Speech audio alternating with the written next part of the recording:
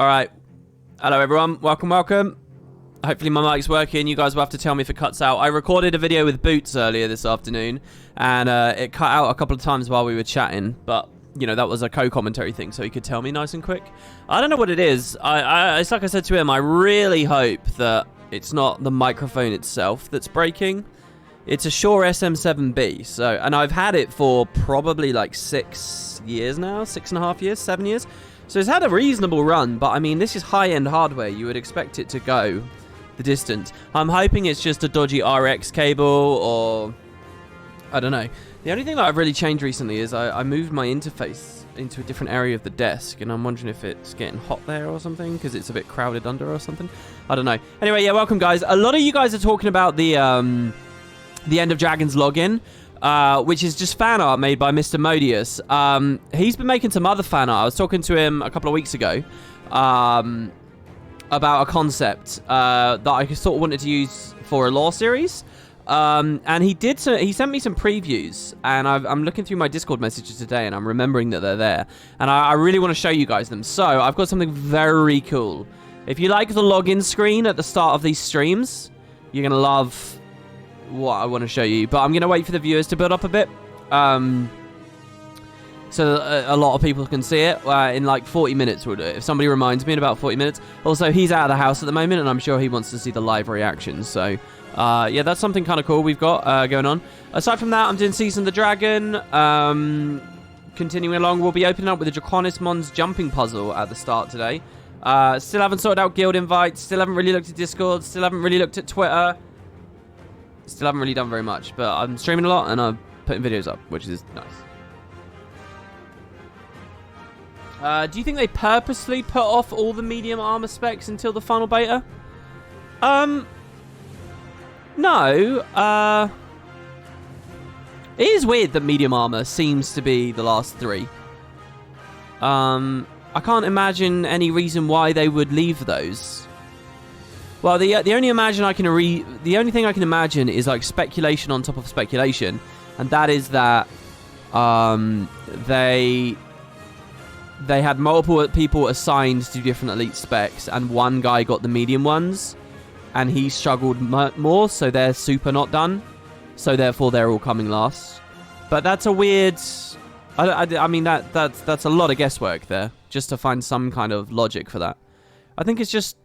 That's how it ended up. And it's like it's to me it's nothing. It doesn't matter that medium came last. It's a pattern you can recognize, but there's nothing in reality. Like, how many players of Guild Wars 2 are, oh, I'm only a medium armor player, you know? Maybe there are some people that feel that way because, like, they don't want to make legendary armor for the other classes, so they stick just within the medium band or whatever. But really, I don't know how many people have like this super strong sense of identity that they're only medium, and it's super important that this didn't happen, blah, blah, blah, blah, blah, because those players feel jilted. I mean, let's be real. It doesn't really matter much. Boots is here. We can start the party now. I haven't actually proof-checked the video I just put up. Our video's up, Boots. I haven't proof-checked. I don't know whether the audio balance is bad. I don't know if the footage is bad. I'm hoping it's good. I'm just going live. I'm assuming people in chat will tell me if there's some kind of big issue.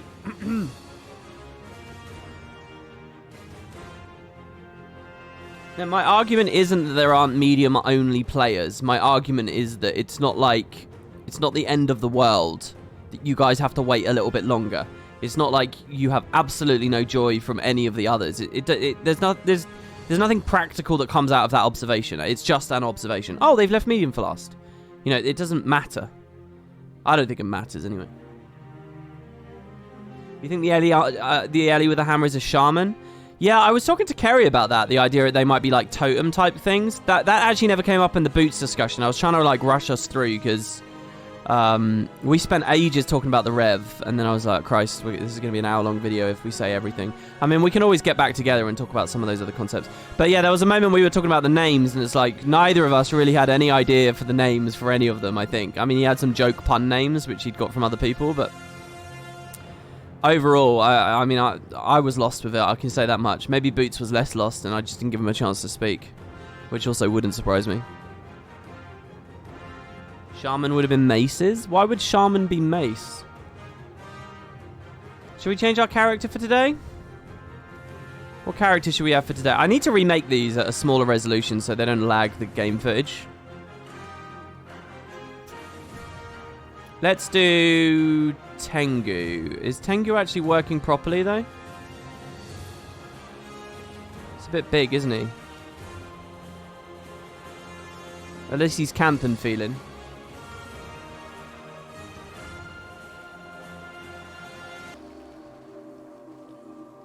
Let's click in game. Turn the character on.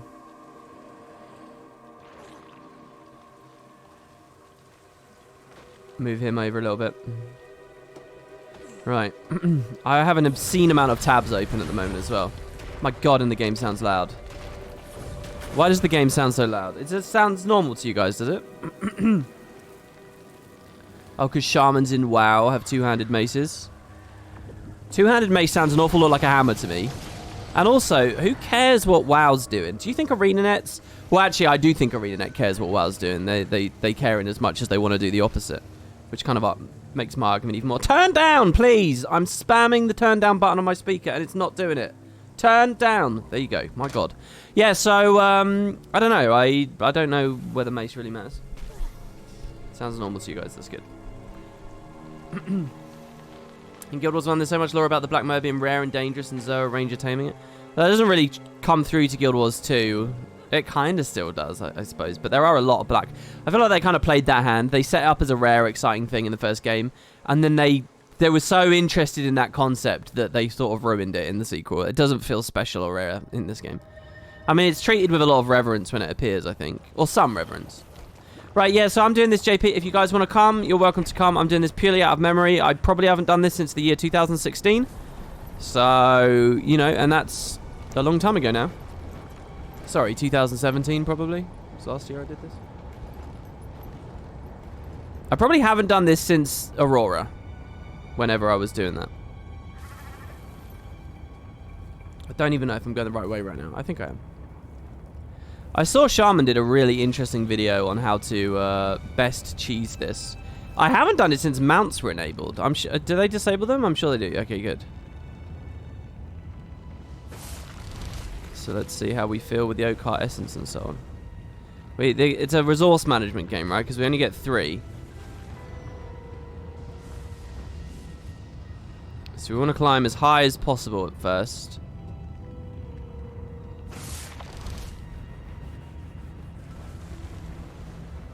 And where do we want to fly to? It's not over there?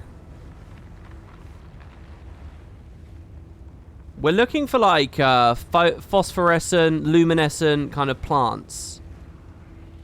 And when we find those, we'll know we're in the right area. Am I going the right way right now?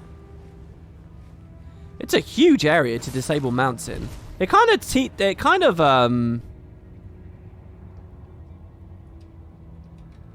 spoils it a little bit. Knowing that I'm still in a mount disabled zone right now reveals that I'm still on course, you know?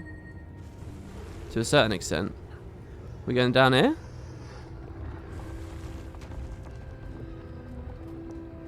This map is so crazy. This is like the Silverways puzzle style again, and I really like these puzzles. Where it's not about technical ability, it's about where to go. It's about actual curiosity and wondering and some. Alright, well, I guess I've messed this up. I'm actually in a full-on hole here, so I can't go anywhere. Let's waypoint back. Try again. I'm going to put on a fan as well. I'm sorry if this is blowing really loud. You guys will have to tell me if it's annoying. Let me reorder my windows as well. So I can read chat a little bit easier.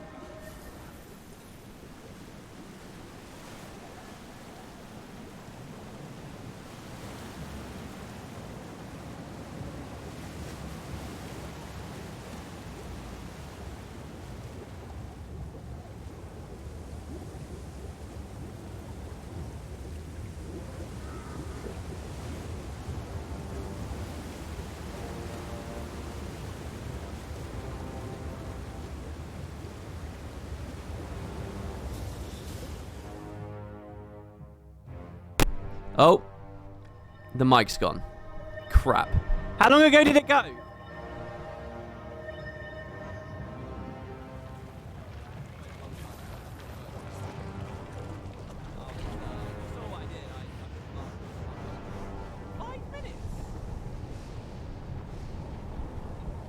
Did you guys hear me talk 2 minutes? It must be 2 minutes.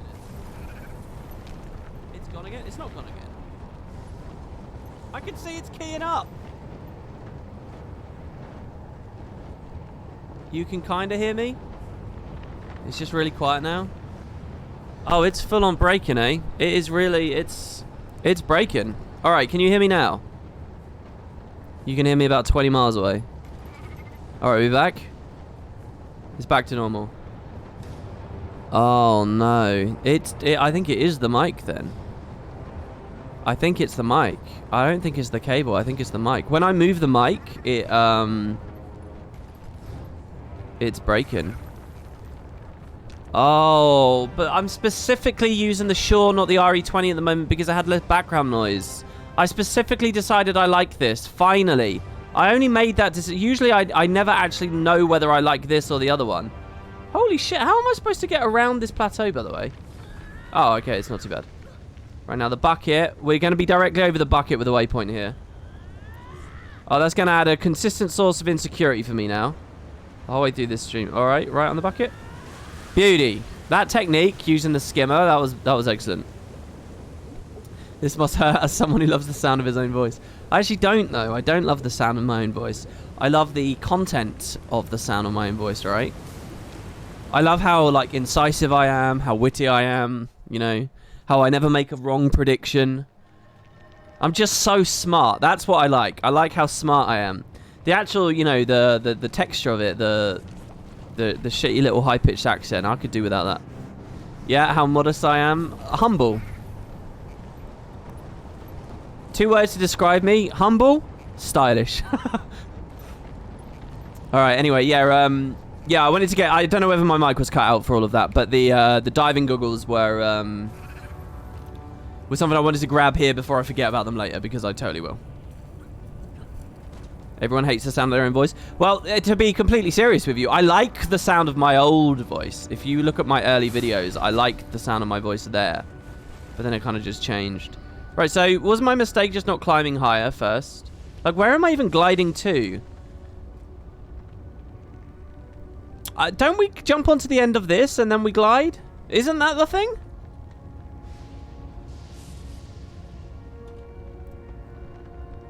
Oh, I had a player with me and he's just buggered off.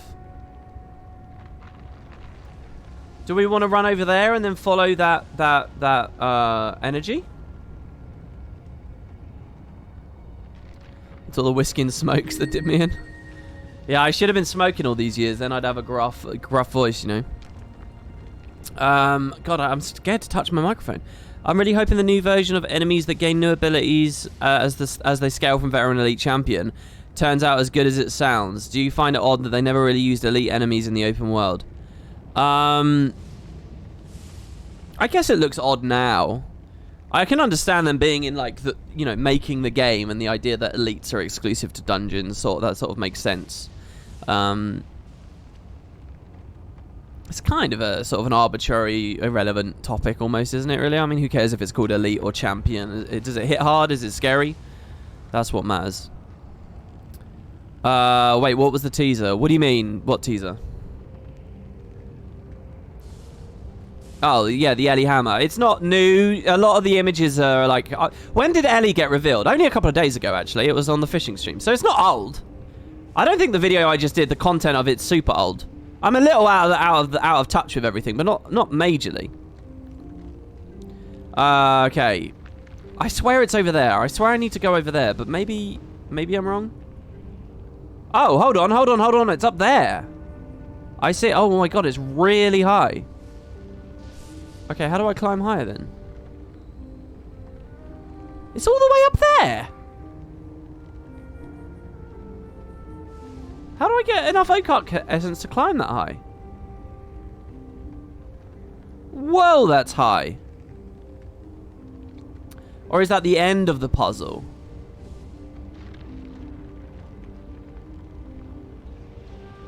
I have so little memory of this place. What is this Tengu? That's my my character. That's my new End of Dragons character with the secret feature, the Tengu feature. They're hiding it like the Griffin, guys. Trust me, they're hiding it like the Griffin.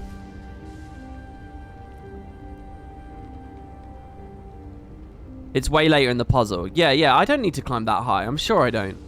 I would definitely need a refill on my Oak Heart Essence if it was that high. But that does tell me that's the right area of the map. I thought we just glided over there. Thing is, I'm scared to move because I don't want to, like, you know...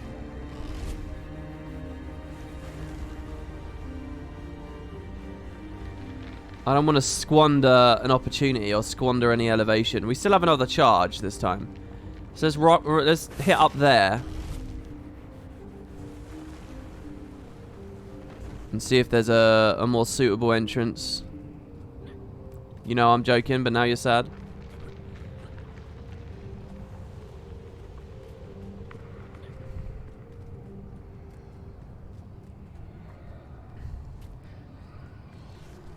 I really like mentioning the Tengu in that way on these streams because it is like it's like a hot button topic because there are a lot of people genuinely bemused. They're like, why are we talking about it? It's boring. It's lame to me. It's not interesting. Do you know what I mean? This is either very right or very wrong. Oh my god. No. Someone typed mic. The mic's still keying up. Never mind. It was just a pause. Well, maybe it's because I turned the fan on. Maybe it started messing up as soon as I turned the fan on. Did you guys hear me mention that I was turning the fan on? See, unless I'm seeing the plants and the mosses, I don't think I'm in the right area. Do they just disable mounts in all the upper areas of the whole map? Like, universally? Someone remind me to drink my coffee as well. I got coffee for this stream, and I always forget, like, the second half of the drink, and it's always cold. Like, I'll finish the stream, and I'll have, like, this freezing cold coffee. And I always do the same thing. I think, oh, I don't want to pour it away. Maybe it's tasty cold, and I'll have a sip, and I'll say, nah, it's not. Every time. Yeah, I can't drink it yet. It's too hot still. It's too hot. Oh, you did hear when I said I'd turn the fan on. Oh, so it wasn't dead for that long.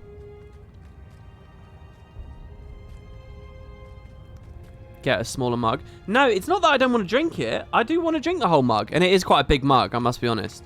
Because it's there for the whole stream. That's the point. It can last like a whole hour, to be honest. You can make coffee that's supposed to be cold. Yeah, but then it's like all sugary and... I don't know. I've never really had cold coffee. We're allowed to mount here. It's a bad sign.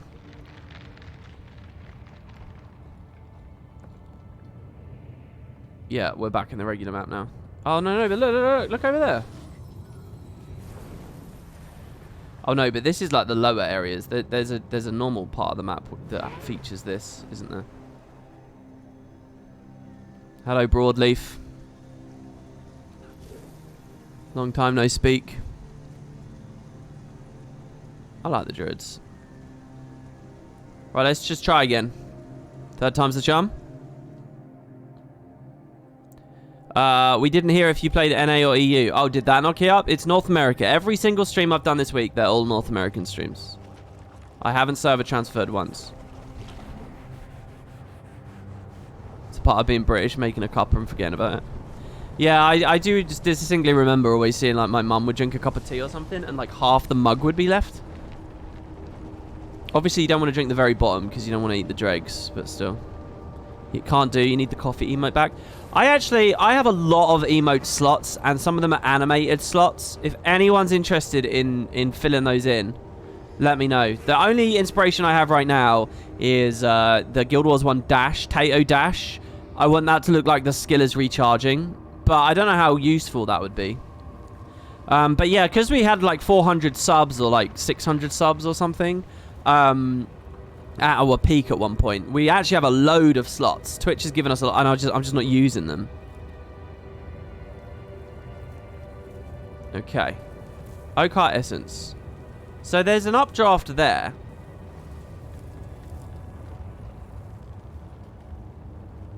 See, I sort of remember that spike being a thing.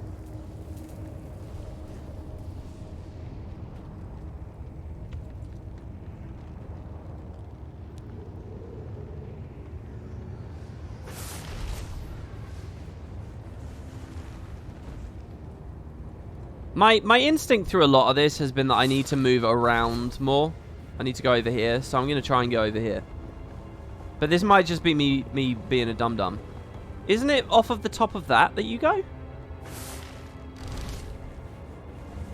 Why do I feel like when this first came out, I was on top of that? Thing is, how would you get up there with essence to spare? Oh, you could just walk up. Oh, yeah, no, this is it, isn't it? Oh. Whoa. Whoa, don't die, Liz. Dare we? No, I'm not going to revive orb. I'm going to walk back, because maybe there's just a smarter way to the top of that. I feel like we glide from the top of that, and then we go somewhere after that.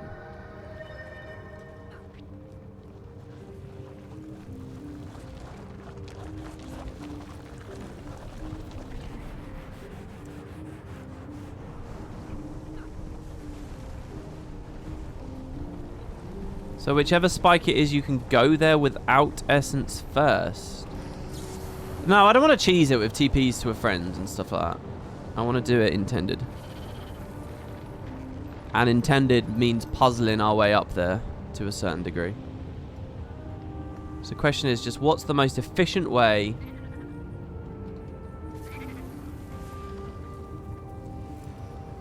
Are you serious? Okay, no, we're alright. Whoa, why can I literally not move?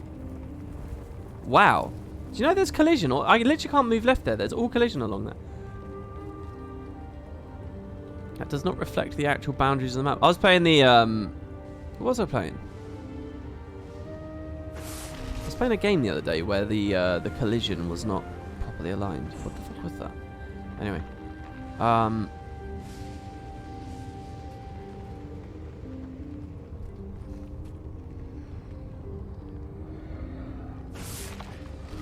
This is number 2. Just try and keep as much elevation as we can. If I can get to the bottom of this with 1 oak heart essence left, I can just launch myself to the top of the spike. Okay, good. In fact, can't I just walk until it's slippery?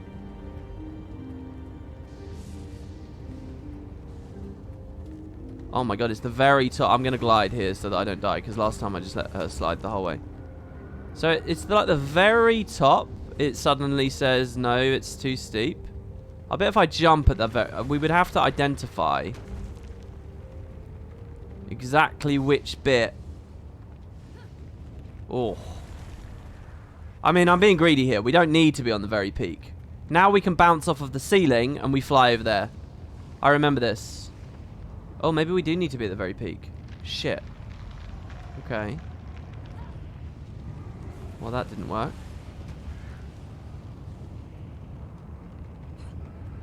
Oh.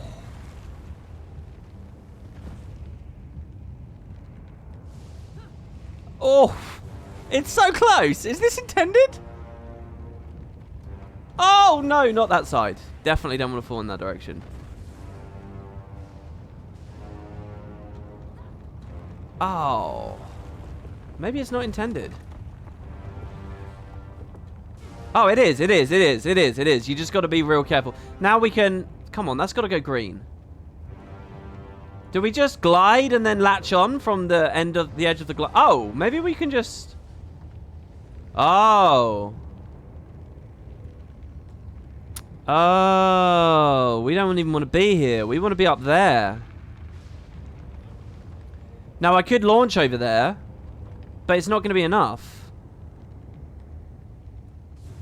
How do I get just enough height? Oh!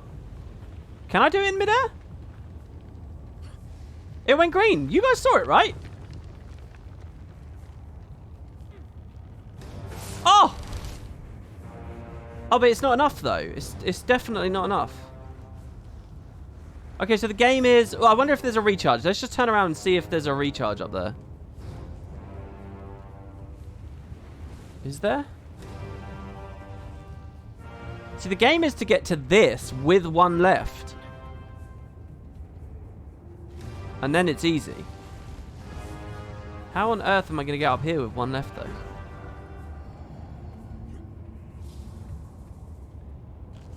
I think the first jump we make, we can possibly be more efficient about. Oh, hold on. Maybe I don't need one more. Can't I glide? Isn't there a like an undercroft or something? That's totally it. It's just there. I usually entered from there, but if I remember rightly, like what if I glided into that there on the right? Oh, I guess we're going. Oh, we're not high enough now. I slipped too far. I lost too much. That might have been doable. Down we go. Interestingly, it's right above the Heathen's Waypoint that we're regularly going to. Whichever spike it is, you can get there without using any essence first. Really? Someone says they don't think it's the intended route. Yeah, well, me neither now. I wonder about entering this top thermal tube while holding an essence. It feels to me like this area around here, because they put an essence here and because there's the various rocks, it feels like this is...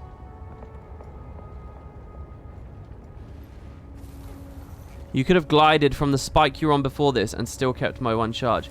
Ah, now that makes some sense.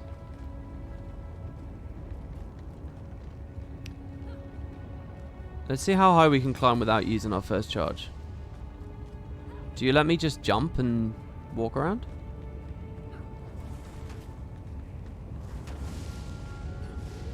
I mean, so far so good, right? You can land on that and up there. I mean, they let me pretty high already. Question is, okay, so the Heathen's Waypoint's on the... I'm on the opposite side, though, now. Do I walk onto that and then jump off to the left? No, no, no. Hold on, hold on, hold on.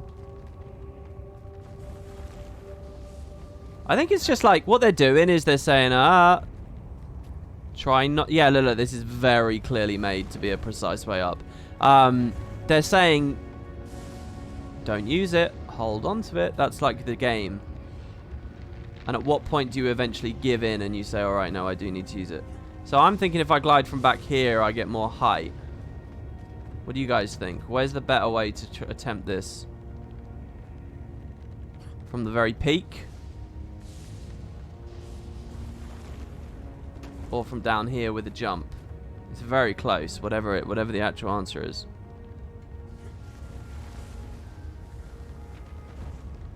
Oh my god. Is that intended? Oh my god. Yeah, I think it is. They've specifically added these little rocks on here.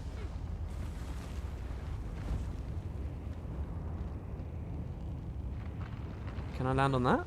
I can. Oh my god. I don't remember any of this. This seems not right. I've held my charge. Okay, this is very much an end of the line moment now though. What do they want me to do? Do I want to use the charge first or glide around the corner and then use the charge? Which decision do we make? I think I'm going to glide first and launch second. Okay. So we're here now with 2 charges. Progress. Now I can do this again. And someone in chat says we can just... Oh. It's okay. Someone in chat says that I can just glide back. Ah. This is a bit crazy. In some ways, that's more technical than a lot of Chalice of Tears stuff. Someone's saying I can just glide over... How? That's not possible, is it?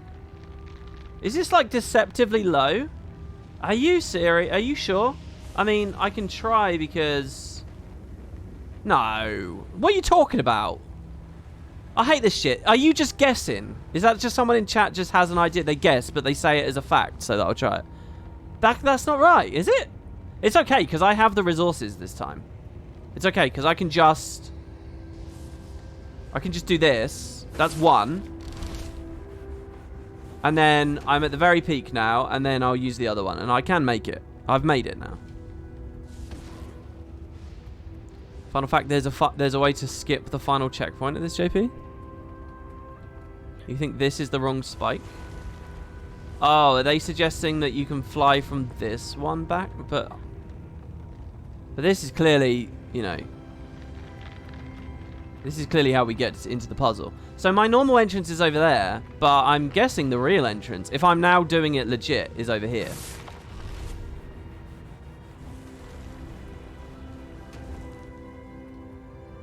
Here you go, and we get a refreshing spring. Checkpoint 1.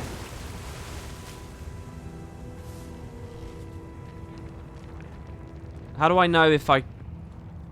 Did I skip a checkpoint? I guess not. I think we got checkpoint 1 now. You think you've never done this, JP? You always just took a portal. Oh, man, you're missing out. Okay, have you heard the new theory that the new Rev legend could be Balthazar? The flame symbol everyone assumes is Ellie. Also just looks like the symbol of Balthazar a bit. Well, I'd be into that before the concept art came out, but now the concept art's got all that blue and stuff on it. I don't really see much fire going on. So, no, I don't really like the idea. I like the idea, I just don't believe in the idea anymore because it just doesn't seem to match. But yeah, I think Balthazar, like, straddling the line of, like, he's an antagonist, but he's kind of a good guy, sort of, in some ways. I think that all, that's all very cool to me. I think he would work well. I like the idea of channeling him alongside Malix or whatever. Okay, so my memory eludes me now as well. How do we get up to that Okart Essence? So what about the login screen you were going to talk about? Has it been 40 minutes already? Holy shit, it has. How would I show that? Alright, I'll show you guys. Do you guys want to see something really cool? It's not a login screen. It's just more fan art from Mr. Modius. Now, here's the thing. I came to Mr. Modius and I said, look, I kind of want to do lore videos. But if you look at, like, when I did the Season 1 lore video, you know, I just took their concept art for each release. And I took their screenshots for each release. And I just panned through them. And then I went in and I filmed vistas and stuff in-game. It'd be really nice, but you know how, like, ArenaNet sometimes does really beautiful, like, moving concept art, like you can see on the GDC reels and stuff. It'd be really cool. And basically, I'd been playing with AI and stuff. I'd been tweeting Shaman last year about playing with AI to try and, like, animate stuff in more interesting new ways. It was all in service of a big video that then I didn't want to do anymore after Christmas. So anyway, I was just idly talking to Mr. Modius about this the other day. And he made some concepts, and they're insanely cool. I thought he made 2. I'm pretty sure he made 2. Let me download them off of Discord. That's 1. Let's go to the chatting panel. Yeah, we'll make the potato cam it. This should work. What folder did this go into? It's in downloads. Oh, hopefully you can hear it as well. I'd really like that. Oh, actually, hold on.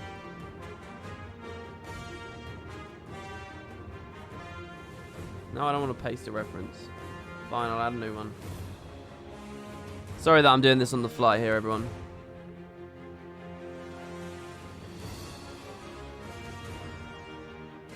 Look at how good this is.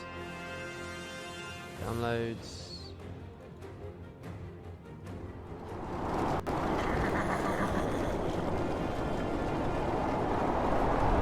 He made this.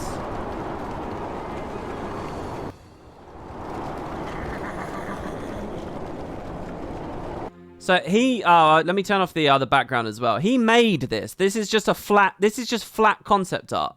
This is just concept art for South Sun, I think. And he animated all of this. How cool is that? Now let's, he animated it, he didn't paint it, obviously. Sorry, are you not able to follow a simple conversation in which I've explained that there's pre-existing concept art that he's animated? Of course I'm talking about the fact that he made the animation. How does that elude you that that's what this conversation is about? That's such an unnecessary point of pedantry to put in chat to that one guy. Hey, there's another one as well. I think it's so impressive. There's another one. I'm sure he did another one. Yeah, he did one for the Lost Shores too.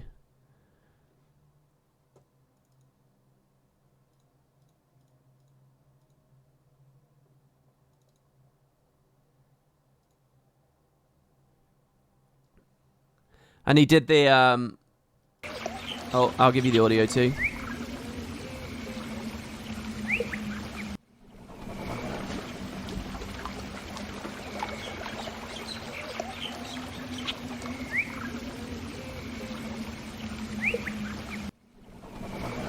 So yeah, they're just really cool. I don't really have, neither of us really have an end game for these at the moment, but we've got maybe some ideas floating around. And I just think they're unbelievably impressive. The birds in the background there, the slightly moving smoke in the background, the geyser, all the correct sounds and stuff. But if you have a look at the, you know, the stream starting screen, you know, the stuff that's happening underneath the mask, that's this kind of stuff, you know. So anyway, yeah, just really, really, really amazing. And I kind of wanted to show it off. Now we're back to my potato. Yeah, and he cut each layer by hand. He did, yeah. Yeah, I showed him some AIs that I'd been playing with to sort of achieve similar effects. Nowhere near as good, though. And he kind of loaded up some different transitions and stuff. So, yeah, I don't know. It's just really, really badass. And, you know, even if you look at, like, right now, the chatting screen, the login screen we have in the background, you know, it's kind of like... instead of having that login screen in the background, that's the Heart of Thorns login screen. Character select, sorry, I should be more accurate with my language. It's the Heart of Thorns character select in the background. Instead of that, I could you know, have anything that he's created, like, out of those. So, yeah, anyway. Just really, really cool. That's what I wanted to show off. And that's what, yeah, at the start of today's stream, everyone was complimenting the login screen again. And I wanted to show you guys some of the other stuff he'd done. Okay. So, we're back to this mystery of getting this Oak Heart Essence. Are you currently at all in tune with PvP? No, I'm not. I don't know what season it is. I have decayed to... I have minus 700 decay. I'm almost bronze, baby. Will that keep going? Will I hit bronze eventually? We'll show our badge. Did I play this season? I guess I did play this season. Because I have the Byzantium chest still on. I don't know when this ends. When's it ending? September 28th. So I'll be back in there at the end of September for the mini-season. Oh, minus 700 is max. So I can't hit bronze. Ah. Maybe I should go lose a few games. Oh, but then it would clear all my... whatever. I can't be bothered with that. Yeah, so tell me, what am I missing out on? I remember this being a puzzle, an issue, but I don't remember how to solve it. There's a spring, so we can always return here, and they're assuming that you'll want to return here without any essence. So is that just like a chain link fence moment? I come back like way later. This part is brutal. Have they been really sneaky about where I actually need to go? Now, if I fall completely out of bounds with the puzzle, it won't take the special action away from me, will it? Look for skeletons on the ground. Okay. Oh, I remember. There's a little hole, isn't there? There's a really sneaky little hole that you can fall down.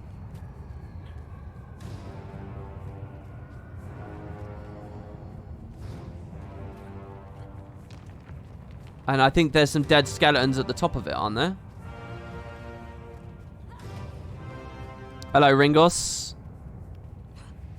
I'm watching closely in chat to see someone follow up on that PvP comment. Wouldn't say you're missing out on much, but in my mind, you've always been sort of a PvP guy. You're one of the only people with that impression of me. I'm a lore guy, okay? Lore, L-O-R-E. It's not spelled PvP, it's spelled L-O-R-E. Do you understand? But there are certain buckets we fall into, and oh, here we go.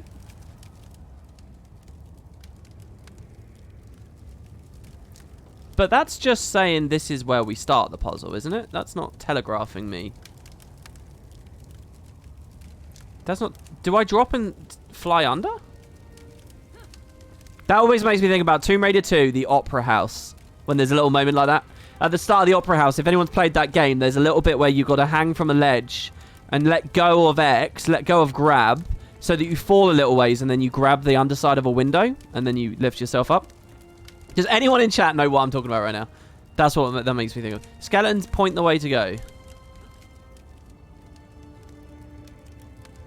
Well, he is pointing over there. I don't know if I trust him. I don't have any Okart essence. And that's like basically... Well, but hold on though. I usually did start over here. Fuck it, let's try it.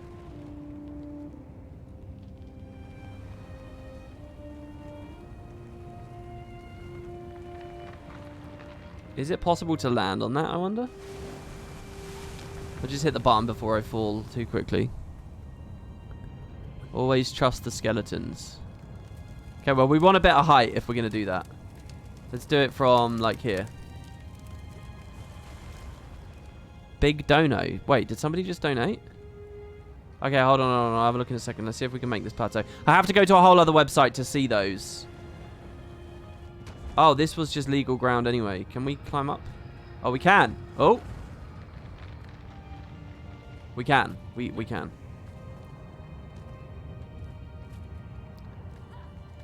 Man, if I could get donations on this screen as well, streaming would be so pleasurable. I'd love that. All right, hold on. Let me boot the thing up. I should be logged in because I logged in on it like yesterday. Somebody gave a $5, didn't they? Oh my gosh, £50, 60 pence from Ms. Whimsy.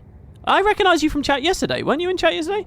For the WP Microphone charity event. Plus, you're a great streamer for the casual gamer like me. I appreciate everything you do with the lore of the game. Thank you very much. See, Lore. Thank you very much, Ms. Whimsy. That's really, really lovely of you. Honestly, I haven't had a donation like that for many months. To be fair, it's not like I deserve a donation like that. We did a huge drive to get a new PC earlier in the year, and I've had absolutely more than enough. That's really, really lovely of you. Thank you so much, though.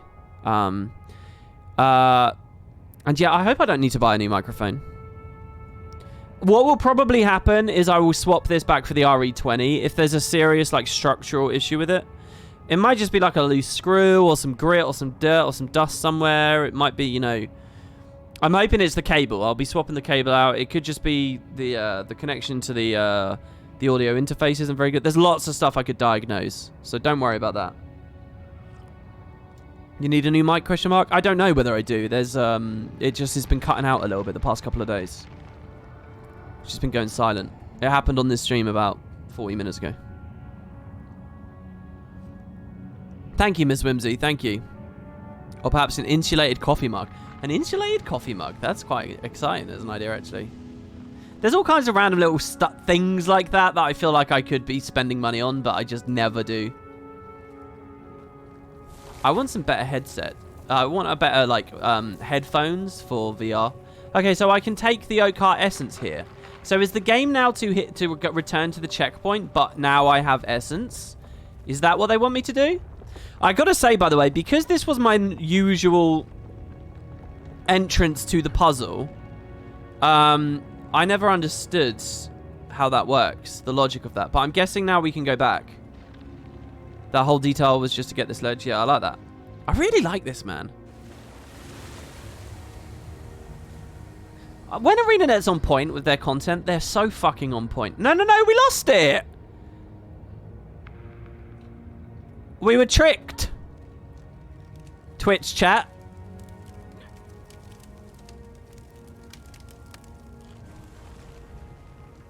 Disgusting. What do I have? I have a Quest 2.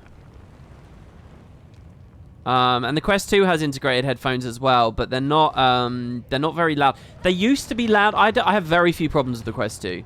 You know, leaving the Facebook privacy data debate aside for a second.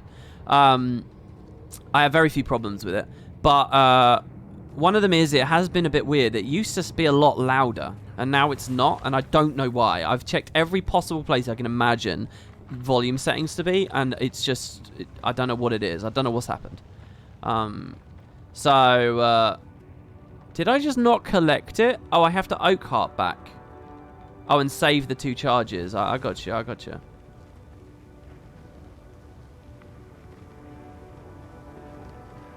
Wait.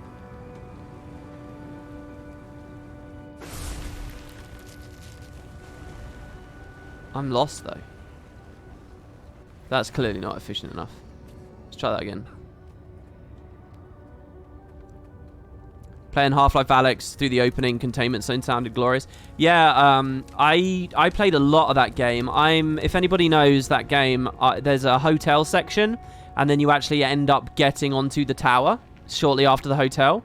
That's right where I am. I just unlocked Zen grenades. But I haven't played it for probably like 7 months. I just never finished it, so I kind of want to go back to it. There was a big quest update a couple of months ago where they put 120 Hz on it, which I know from Phasmophobia feels really good. So I kind of want to, and I got a new PC now as well, so there's lots of exciting reasons to do it. But yeah, I kind of want to do it in a really immersive way, and it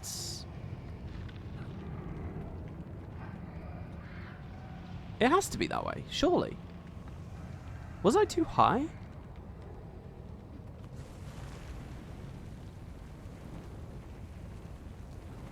Well, if we want to get height, we got to do it early. Shit, I could have... No, it's there. It is there. Let's do that one more time. I'm sorry, you guys might be bored now, but let's try that one more time. I could have done it earlier. Oh, someone else has the advice of oak hearting first. That's also a good idea.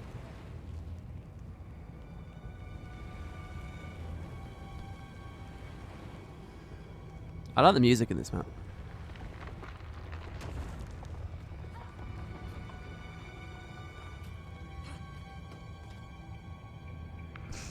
I like God Walking Amongst the Immortals pushes the PvP badge really awkwardly off to the side.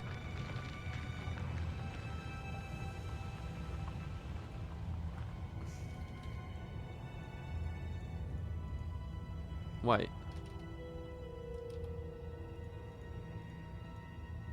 There it is. Seize the awkward potion. Why is that not a tonic? Does that mean it stacks with tonics? Can I be mini with it on?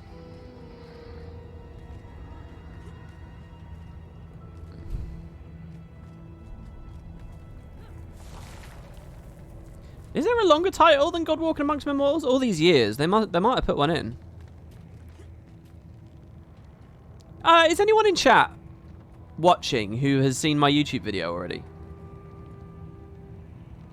Oh yeah, this is much better. Because if so, can I just ask? The video's fine, right? It's not bugged or anything. Volume's good, all that. Okay, so now I can go up there. Oh my, are you serious? Okay, that's fine. Alright, and we got 3 charges. So they're very generous there on that one.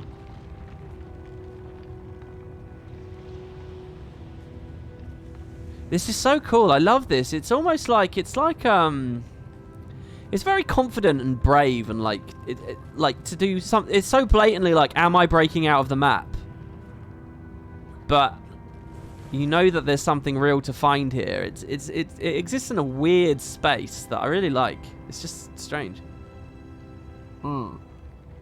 Is this where the hole in the floor is? Keep an eye out for any skeletons.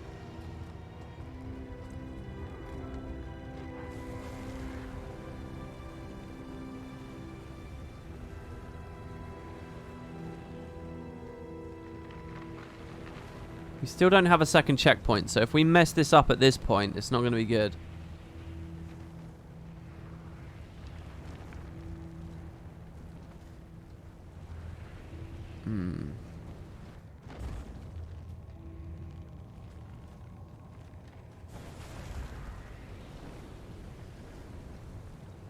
Okay, this now feels wrong. Because I'm behind an invisible wall. Alright, well that's enough to kill it for me. That sucks. The second you accidentally clip behind something, you don't feel like you're in safe hands anymore, and the whole thing feels shit. We can try and climb out, I guess. I don't think I'm going to be able to, though. No, we got a checkpoint and do the whole thing again.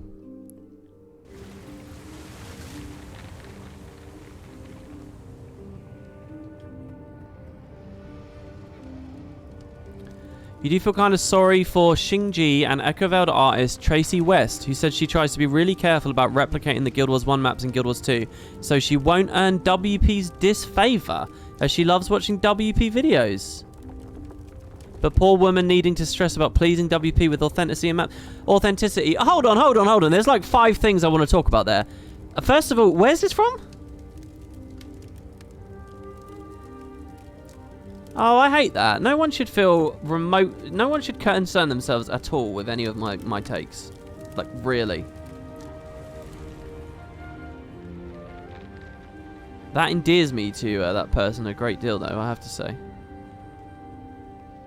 Tracy worked on Adashim. I remember her talking about WP on that stream. I feel really bad about the whole Adashim thing, because I missed the Easter egg, didn't I? The shiny Easter egg.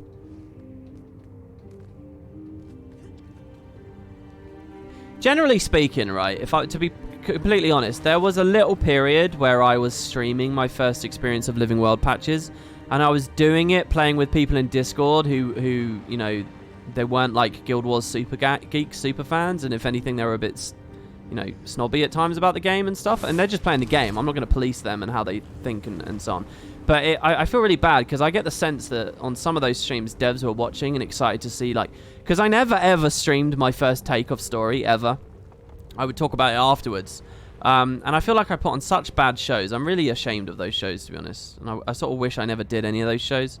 Because I feel like I feel like if I was a dev and I was interested in a certain player's take or enthusiasm about a thing that I was really passionate about and made, and those were the streams that I'd been given and watched, I feel like I would have felt terrible. I really do. And so I feel bad about them. I'm talking about like when I streamed Thunderheads. I think I did a blind playthrough of Jahai. I think I did a blind playthrough of Grothmar as well. And after that, I just knew it wasn't for me. I didn't like it anymore. I'd rather do a more carefully considered, like, later review of a patch. She mentioned this in either Jahai or Grothmar guild chat, as she mentioned working on making those maps authentic. And the WP comment was kind of in jest. Okay, that's good at least. But she's generally a hard-working artist, so I get there's a sliver of truth to it. I mean, I'm sure there is. I mean,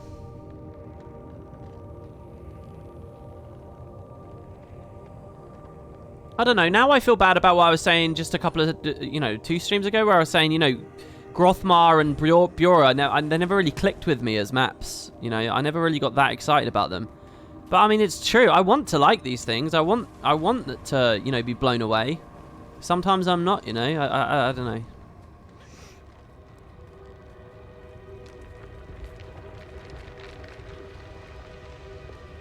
You remember the Grothmar stream? It was pretty unfocused. I don't remember the Grothmar stream, but I think I remember that it happened.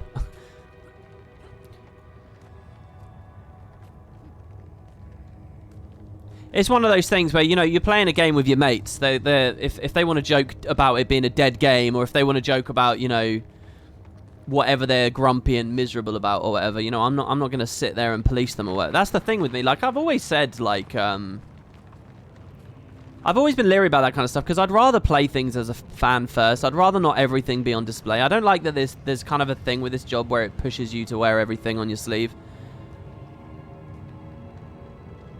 I don't know. It's tough to think about all that stuff. It's especially tough when I'm trying to figure out where I need to go in this jumper puzzle.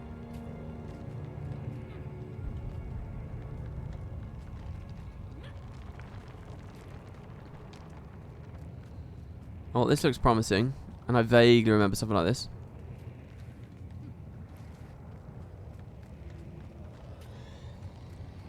I could do a video one day listing my top 10 Guild Wars 2 maps. You're not allowed to do top 10. People will tell you that you're clickbaiting, and you're not allowed to do that. It's illegal. I don't like using Toko. As a general rule, I'm fine with using Guild Wars 2 Toko. How many charges we got? We got 1 charge. Where am I going? I'm completely off track now, I feel like. I just got to try and think, what is the sneakiest direction to go? Up there, probably? Up? Back above where we were a minute ago?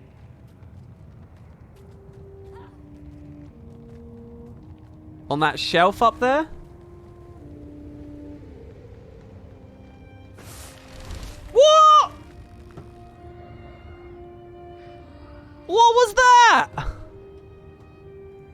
Alright.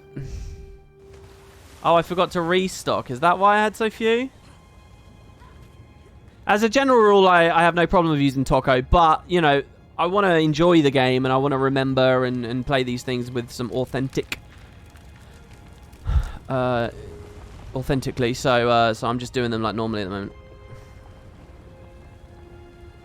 You already fucked up. You need to have 3 charges there. Is this the bit where it's like a really long stretch of gameplay and you have to be really careful about where you use all 3?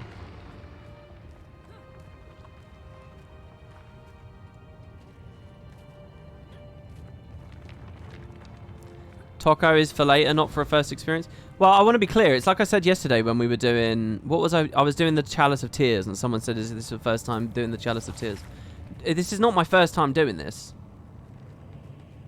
It's just I haven't done it for like half a decade, so I've forgotten it.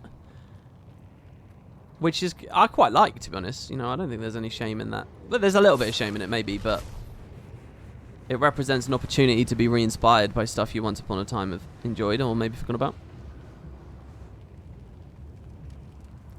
Here I am after your video where you told us to come to Twitch. Cool, so the video is not broken, right? You're not sitting here saying, oh, WP, by the way, your mic cuts out 3 times at 5 minutes or whatever. Alright, we recharged. We collected more. Okay, so I feel like this is fine, okay? And as weird as the lighting and stuff is here, there's no actually other passageways being represented. So it's impossible for us to have gone wrong right now. Okay, so we come to this ledge. We could glide out and around, but my hunch is that that's not what we do. We want to look for skeletons if we can, more than anything else. Thanks for the sub there, man. Whoa, that's actually 10 subs. Kara says, geez, this was 5 years ago. Well, no, okay, so when was it? 2017, right? Because it's right before Path of Fire. It is 2017 nonetheless. And we're now in 2021, and we're beyond the point in the year where this would have come out in 2017. So we are 4 years, not 5 years. 4 years ago.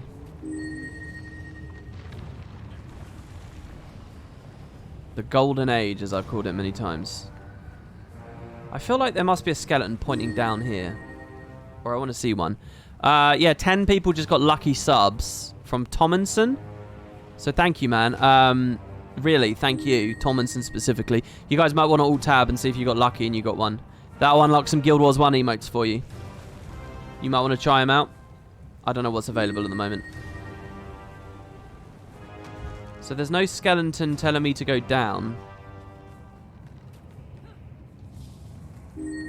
But then... Okay, so my choice is to go down there. Do they both lead the same way? Does this rock... Join the Spud Club if you got an eye for farm potatoes. You wonder if they should have some kind of annual Tyria Tour achievement that brings you back to old content like this. The Living World Return stuff's been great. I think you're right to wonder that. I think they absolutely should. I think the exact version you've just said there isn't quite right. But yeah, I think they should. I think it's actually the fact we don't have monthlies and the fact that dailies are pretty shit, to be honest, in the game. I think that's why you don't see it. But a slightly more robust, recalculated daily system and incentive for doing your dailies, introduction of weeklies or monthlies, or there are already weeklies in the game. They just need to be like formalized, given some actual UI and so on. I think with those, the devs would have all the tools they need to have this kind. The spirit of this Season of the Dragon thing. This is like a specific bespoke thing they had to go out of their way to make. They had to think about it. They had to know how to implement it, and they had to actually do it. But if the daily and the monthly system was being utilized better, they wouldn't have had to have gone out their way for this. This would have just been a matter of course for the game. It would have been, okay, so February 2022, that's like a big Lake Doric month, and everyone's spending a lot of time in Lake Doric. Or maybe it's like a twin map month, you know, maybe there's a Season 4 map and a Season 5 map that are both, that being the Iceboot Saga, that are both, you know, everyone's really keen on. So it feels to me like maybe up there looks good. I still have all 3 charges. Do you guys know what I mean? It feels like over there's...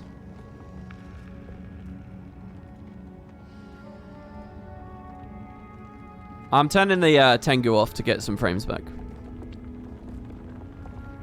I still disagree with you on the only Mask Warrior idea. I think the Bullets Warrior... Yeah, I think that's perfectly fair. Boots disagrees on the same thing, and I think he might be right. You don't see a bullet. That's interesting.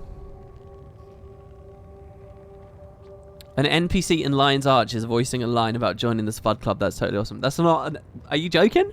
That's not an NPC in Lion... Are you in Lion's Arch at the moment? That's my stream. That's just a sound effect that plays on the stream. And it's taken from Larian's RPG, Divinity Original Sin. Why is the overlay so frame sensitive? Because that is a 1440p, 2560 by 1440p, 60 FPS, max bitrate video that I'm chroma keying the background out of and then trimming and cropping. All in OBS. When it doesn't need to be that. It could all the processing that I'm doing to that could already be done. And it could, before it's even in OBS. And really what it should be is probably like a 480 video, because it's only taking a tiny part of the screen. So that's why. I'm going to try over there. I don't know. I'm feeling good about over there. What I want to see is a skeleton telling me to drop down a hole over here. Oh. Oh. Oh. Oh. Ah, not good. That's a whoopsie on my end. I was playing and listening. That would be very cool if I had that kind of reference in the game, but no.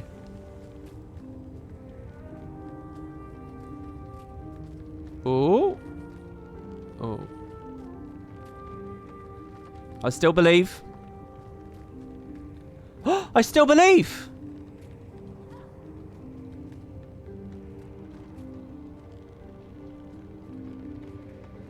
I'm not sure I believe anymore.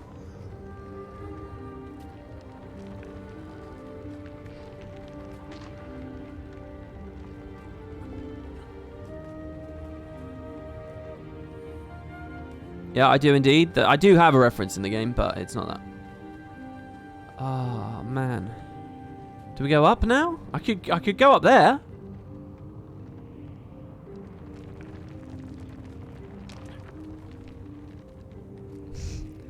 They could reference WP of Listenissa ended up two sisters masquerading as Asuran sisters Listenissa.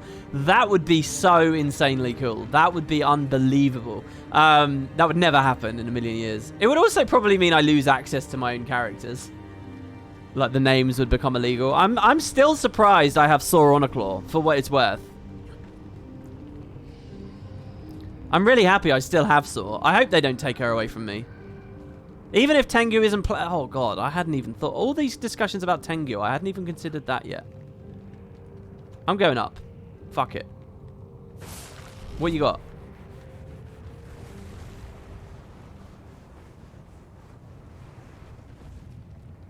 But you can make a character named Costa Jaren in-game. They probably disabled regular costs. Maybe they left Costa Jaren open because they themselves didn't consider it. Because knowing his second name's a little bit more obscure. Yeah, if Saw on a claw is the Rev legend, like Boots' theory at the moment is that that it might be a Tengu thing. If it is, yeah. I just don't know where I'm meant to be right now. I've got absolutely not a sausage. Yeah, if that happens, I'll probably lose Saw at that point. Yeah, they can. They can take names away from you. My ranger is called Count... Me and an old friend from the old Triple Trouble slaying guild. See, it feels more appropriate that I'm supposed to go down than up. We want to get inside the mountain, don't we, really? An old friend of mine, we both made characters at the same time. We both made rangers, Asura rangers, and we named them after council members. Mine is Councillor Yak. We almost arbitrarily picked them based on like early personal story stuff with the Asura. I picked Councillor Yak, and I have Councillor Yak. My Asura, my like Ranger Asura. I've got two of them now. I've got a Silvarian and Asura, but my Asura one that wears like all the mecha like red inquesty looking metallic stuff, the machined weapons and so on. He's called Councillor Yak. My friend picked another arbitrary councillor. He picked Councillor Flunt. And then in Season 2, Flunt became a big character and he lost the name. So I still have my name, but he got his taken away from him because Flunt became kind of a main character. And they took it away. They gave him a free name rechange, but yeah, they said, no, you can't have this anymore. Meanwhile, my guy lives on. And Sauroniclaw lives on, but I don't know how long before she will. Sauroniclaw, the lengths that I went to have Saur, is I actually made that as a Guild Wars 1 character name. That's a Guild Wars 1 character on my Guild Wars 1 account, so I could reserve it at the start of Guild Wars 2. That's the length I went to with that one. You couldn't do that with one word names, but with that one I did.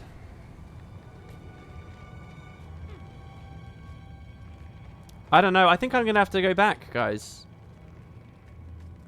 I got to be honest. The enjoyment, the enthusiasm I have for puzzling this out just dropped off into a little bit of frustration suddenly. Let's go back. Well, I got one more charge. I mean, maybe we're still on... What we need to do is find the skeleton. There's going to be a skeleton somewhere who's telegraphing us what we need to do. It's just... The thing is, I don't want to do so badly I completely fall out of range. No, I'm not going to make it up that. Maybe up there is where I need to be. Let's go back. The trick is that you're the next skeleton. Yeah, maybe. Are you excited about fishing? Looks like it could be chill and fun. Yeah, it looks like it could be chill and fun. I don't know whether that turns into full-blown excitement, but...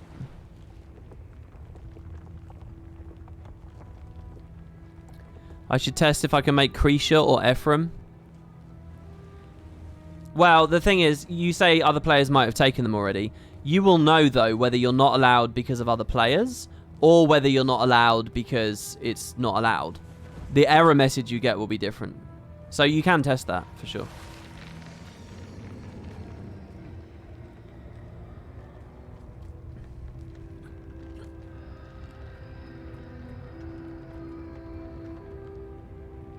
Oh yeah, I suppose even quicker you could send a whisper. But what if they're offline?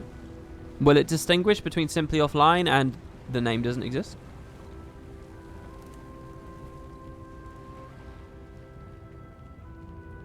No, I'm pretty sure it literally says this name is not allowed versus another character has taken this name. Or this is unavailable because it's in use versus this is unavailable because it's disabled or whatever. Just test it out. Test it out with like a known thing. Like you won't be able to get the name Kaith, for example. So try Kaith and see what happens. Okay, we'll look real close for a skeleton.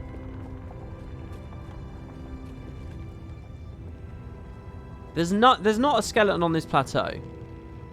The thing is, what if they want me to go up immediately? Have I tried that? Have I gone up immediately?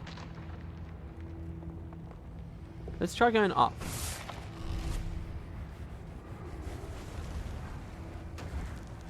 That's just going to slowly slide me down. So before we do all of that... Wow. Can you zoom the camera? Doesn't look like there's anything over there. Don't forget your coffee. No, I haven't. I've been nursing away at it this time. It's slightly too cold right now, but it's still a good temperature.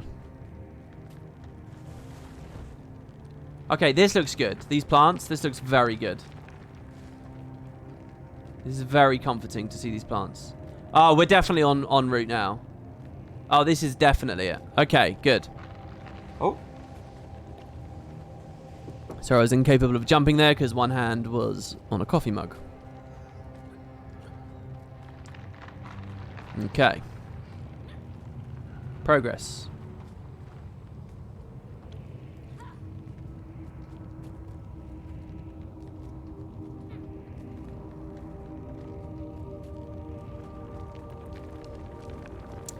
So, hold on, I want to go back to Tracy. Are they doing End of Dragons maps? They're still at the studio? They're still having fun? Ah, here you go, skeleton.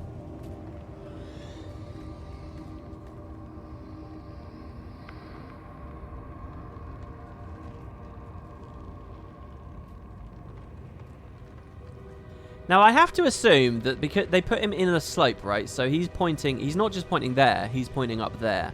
I think that they want me to latch on up there. Preferably as far away as possible. Don't we glide around the fin or something here?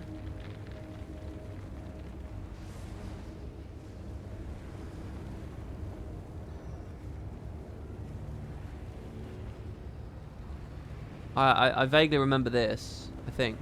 I remember doing this. I don't know whether I remember this being the right way or I remember this leading me astray.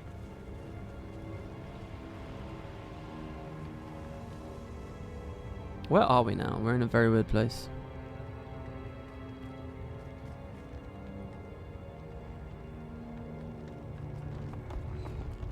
She confirmed she's working on Xingji map with Saitang that we saw on the fishing stream, and at least one map in Echovald. Well, I have to say, I thought that Saitang looked really gorgeous in the stream we saw. It's hard to tell when, you know, we can't play it and get a full sense of its size.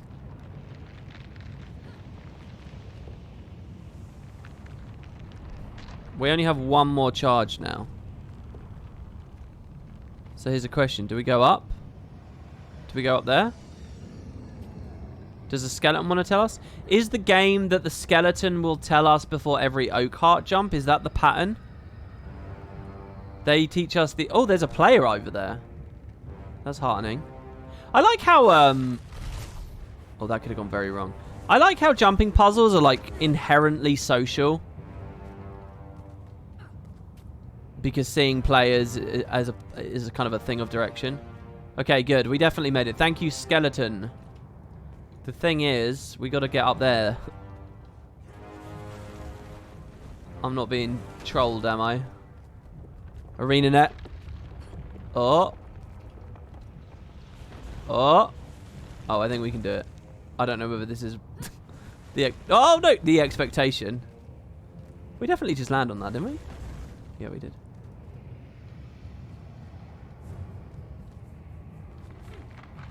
Okay, we get a recharge. Where's the checkpoint, though? Please tell me there's a checkpoint here. There's no refreshing mist? Oh, there is a refreshing spring. Okay. Oh, this isn't going to take... Oh, you bastard. All right, oh, no, it's still there. We still got it.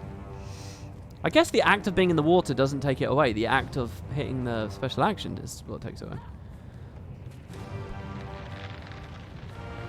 Now, do we want to spend a charge already?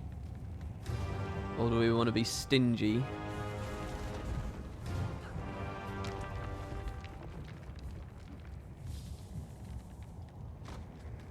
Okay, well that did work. I was just too greedy about climbing higher. So hold on. Let's get our footing on that again. Let's just go straight to this. Straight to this. Alright, we made it without using a thing. Don't know whether we were meant to. Okay.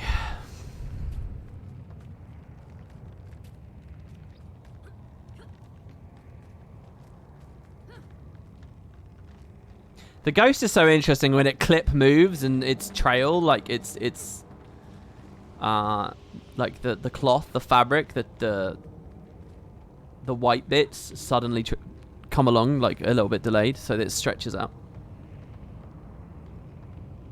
I'm still a bit puzzled by their reliance on such high saturation on Heart of Thorns maps and afterwards. In some cases, it hurts your eyes. Well, I don't know whether I agree with that. I feel like it started with POF. I feel like Heart of Thorns had some really dramatic color grading. Don't get me wrong. Like in Auric Basin, it gets very gold if the meta's at a certain place, certain time of day, at certain places. But I feel like it always looked very clean. It didn't look like... It didn't look too overly contrasted as well, is kind of the other big thing. But in POF, I think Season 3, all this stuff we're playing right now, doesn't exhibit it either. I really don't. But I think with POF, they suddenly went a lot harsher with the post-processing. My gut instinct has always been that it's because they saw people using like Reshade and shit, and they were all cranking it up real high. So they thought, fine, we'll do it natively a bit. I like how he doesn't even have to do a whole skeleton now. It's just a little bit. And again, I think he's saying to latch on high.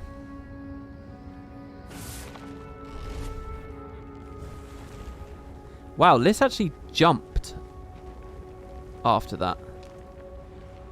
This looks so correct, it's unreal. Oh, clipping into that doesn't feel too good, but I think we're on the right way. On the right lines.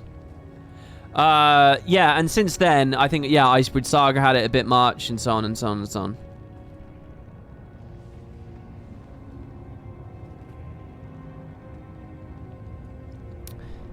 Post-processing off, gang, absolutely too high in a lot of the maps, even on low. Well, I don't know. I mean, it is. I think it's too much now. But I think it's like a contrast thing, though. I think it's. But I don't. Is it though? I mean, the Desolation I think looks incredible. Whatever values, whatever balance they struck for the Guild Wars 2 Desolation, I find it very hard to like argue against that. I think that place looks amazing, like anywhere in the Desolation. I think Grothmar looked bad. In terms of like the colors and stuff. I'm not trying to talk about anything else. I think I fucked up there.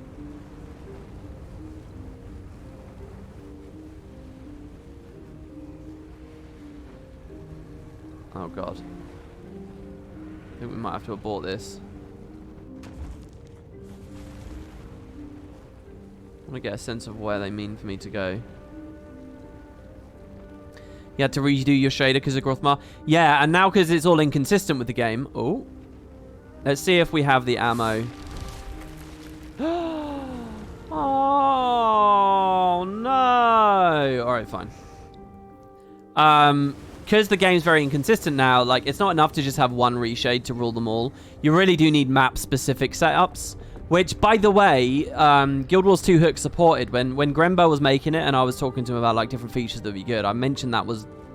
Look, back then, one of my cool ideas was you could have the whole game, like every map has its own thing. Because even at vanilla, it was kind of a thing where like if you adjusted the levels too much, you destroy your eyes in a Shiver Peak map where it's all very white. There's lots of snow everywhere, but you'd look good in Metrica, but even then it was inconsistent. So the idea was, okay, per map settings, and Guild Wars 2 Hook can do that. If you guys are running Guild Wars 2 Hook, though, it's not compatible with the new DirectX. I hope Grember comes around when they do DirectX 11 and sort of there's a reinvigoration on the scene. Oh, I really overly complicated that, eh? Wow.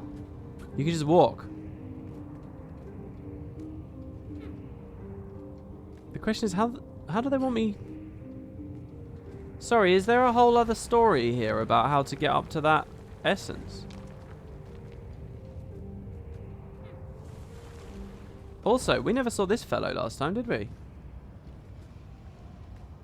I really like this. This is very cool. There's a cool little story going on here where slowly it's less and less bones and you realize all you're looking for is the hand.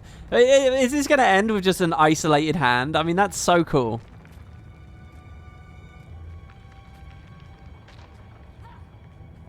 I've got to get back to the essence, though.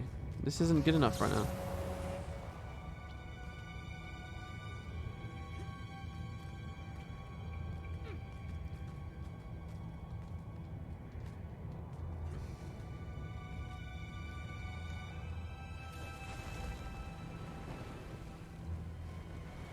No, I don't agree with that, Malenko. I don't think that it's like a necessity that every skeleton looks different. They could have just had the same skeleton pointing in a different place every time. No one would have questioned that.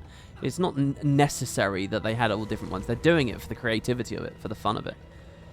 And if you're dismantling the body and, yeah, burying it or hiding it in the terrain to accomplish that effect or whatever, that's cool. That's not a thing born out of necessity. That's a thing born out of imagination and genius. How do we get up here? It amazes me that so much map was built for this jumping puzzle alone. I did this already, right? We just came round over this side. Maybe this is what they meant for me to do. Oh, I guess it is. It's actually way more simple than I thought it was. Alright. So we get the essence. Past the mushroom on the right. Our skeleton friends over here.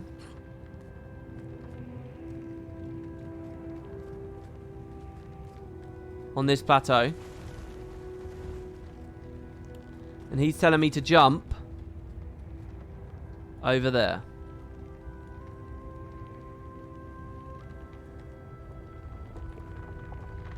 Aren't there two skeletons telegraphing the same idea on this one? So we arc around. Oh god, was it here? Yeah, I think it was here. And then these bushes, and we go up there.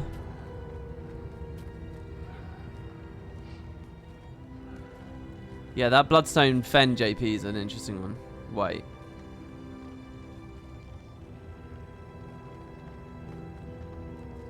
Hold on, have I fucked up?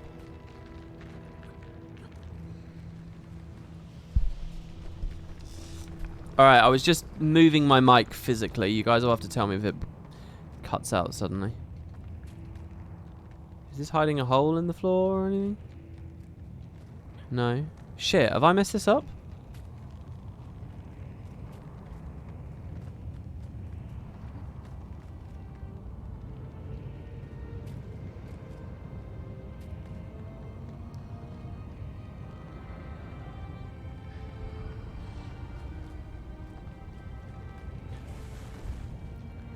Oh, sorry, wait, in Bloodstone Fen? Okay, I think I stopped a little bit early and I didn't need to. Oh my god, I saw that other player flying and it gave me confidence that I should not have had. I think I need to be up there. Come on, Liz. Do I need to be up here? Well, I think I've wasted a thing now. Oh, are you serious? I made it so much further than this before. I was at the end. Okay, let's try that again.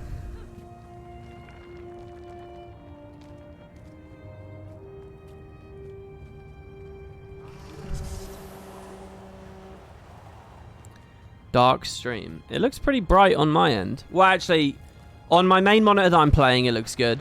On the monitor previewing OBS, it looks good. On the monitor that I'm previewing on Twitch, it looks really dark. But I think that's just because the calibration of that monitor is off for me. Whoops.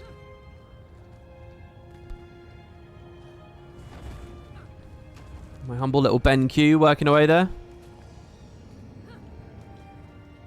Whole area of the map closed off, unfinished with jumping puzzles.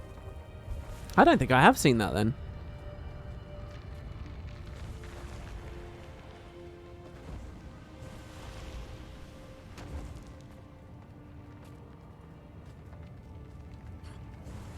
You know this guy, this has taken us longer than the Chalice of Tears at this point. Yet Chalice of Tears is the one with the reputation. Ow. Oh, are you serious? Oh, alright. Let's just cut our losses. That didn't happen. Nobody saw that. Alright. You didn't see anything. It's all gravy, baby. You just got here. What's my idea for the hammer, Ellie? Well, I mean, I have a YouTube video up right now talking to Boots about that exact idea, that exact topic. I really don't have any ideas. I'm totally lost. I'm totally lost. It looks like a very weird, strange thing. It wouldn't be the first time that a very weird, strange thing was coming for Ellie. I consider Weaver to be a very weird, strange thing too.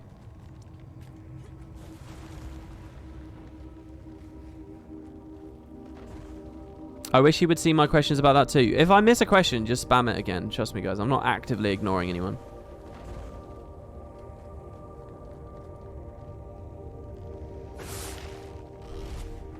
Okay, this time we never clicked into the top.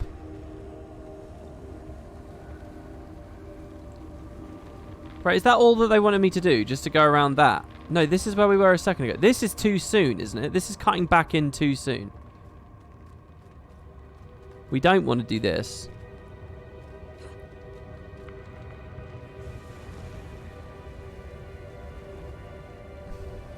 Aha. Go up there, up there, up there, up there, up there. This looks more promising to me. I think I got up here with just one thing last time though, didn't I? Hello, friend. No skeleton to guide us.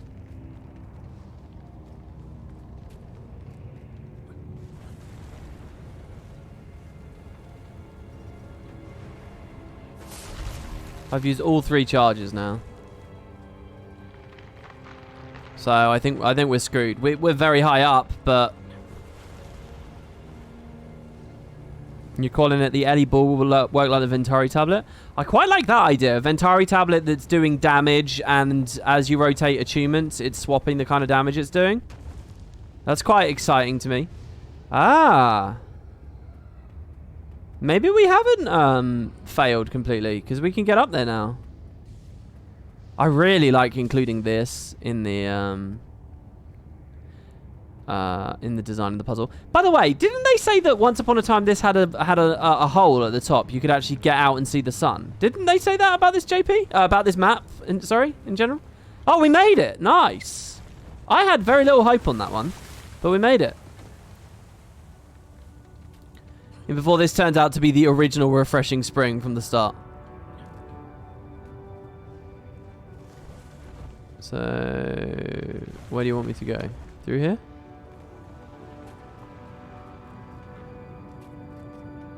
That's very sneaky, but it does seem to have led to a place. And there's a player there. Hopefully I'm not missing an opening essence. That guy's got an essence. So, the thing is he trying to get to where I've already been? Did he overshoot? Is he on the previous checkpoint, basically, is what I'm saying? I think I might have missed an Okai essence. There's usually one. I really love this. I love seeing random players in places like this. Hello, friend in the Zodiac armor.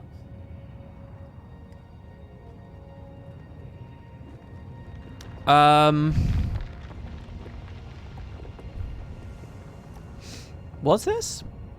What streams do you miss?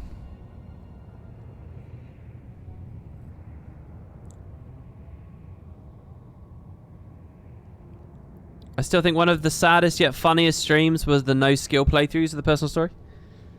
To be fair, there was only one stream that was on... Well, was it one stream? There was only ever one run of that. I'm still open to doing concepts like that. Something a little bit more artistic, something a bit more, you know, nuanced and creative. But I don't have any concepts like that in mind anymore. Well, I kind of do. I kind of want to do a pacifist run of Guild Wars, where you need to do X by doing 0 damage. Maybe that means level 80. Maybe that means I don't know what else that means. Oh, there you go. It's up there.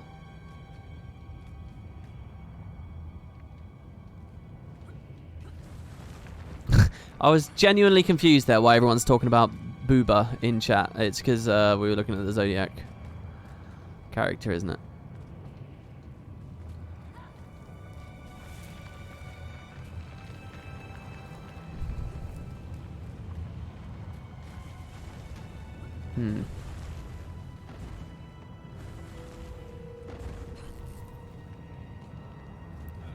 I'm assuming that this is where they want me to go. I mean, it feels right, doesn't it? I think we're on the last checkpoint now, aren't we? Aren't we getting near the end?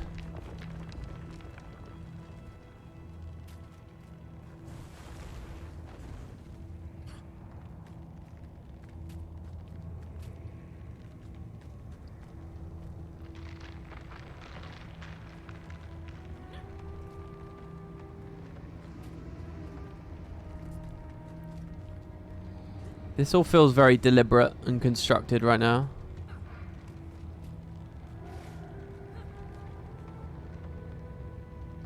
Is it up in that corner?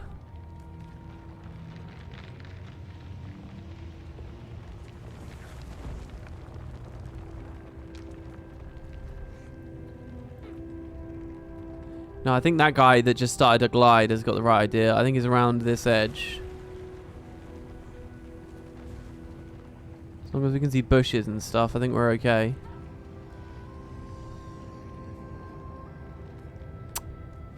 That's extra slippery, and you wouldn't expect it to be. Oh my lord, it's so slippery.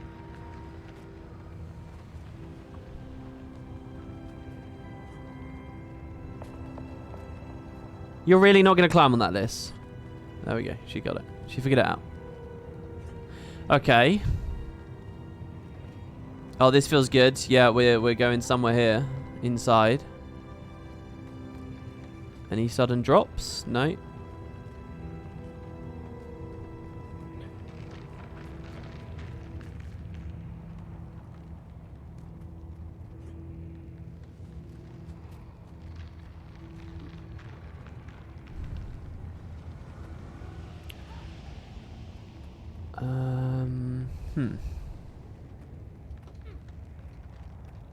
Now here's a question. Do we want to go up? I really feel like I want to go up. But the question is, do I want to use an essence to go up?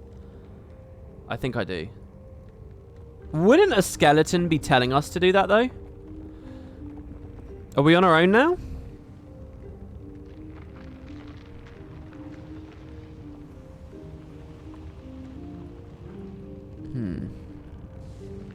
I'm just going to try it.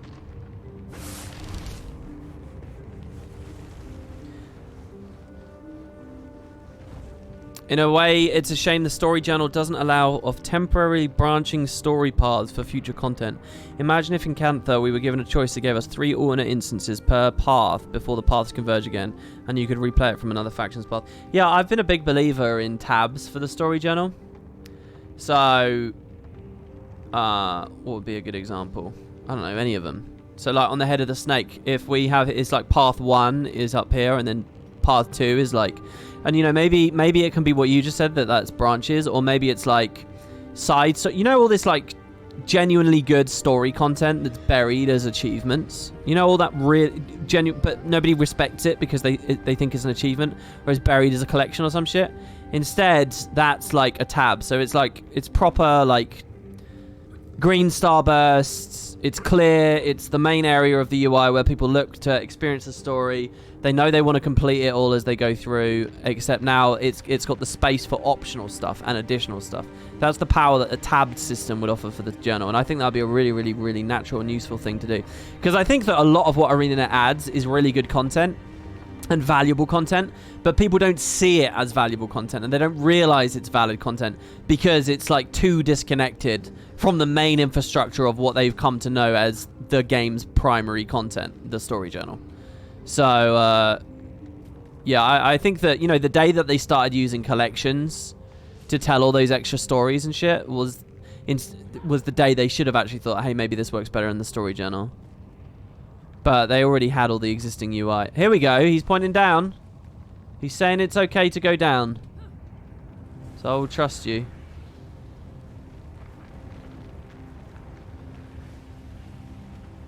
But down in a specific place. Oh yeah, I remember this. We're in like a totally secluded chasm now, right? We don't want to fall too far, do we?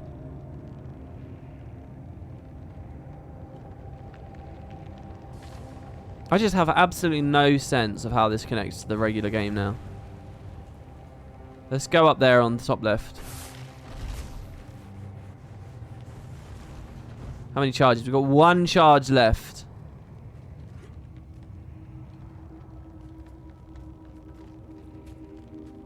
That hole's looking like a jackpot to me.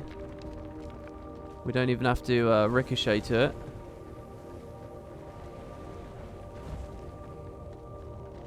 Oh god, now I feel like I'm going the wrong way. What if that's just a way up here? What if the actual way out is...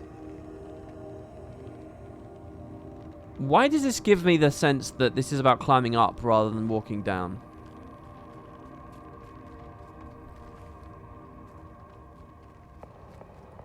Do we want to fly in there? I reckon we can just glide in there, right? Probably don't need to use a thing.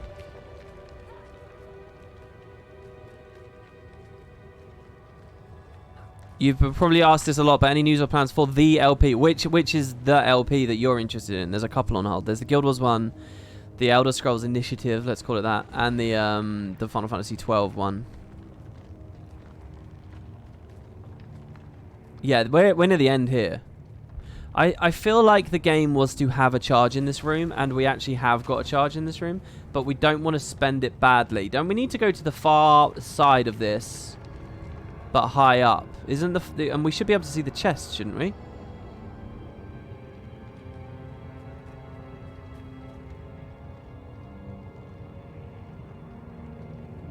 God.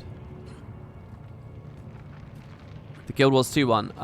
Of all the projects, that's the one I'm least ambitious about at the moment. I must be honest. When it comes to regurgitating the story of Guild Wars 2, I think I'm more interested in like immersive playthroughs, or I'm more interested in the story, the big cinematic movie thing that I was editing. And I'm not doing either of those either at the moment, so.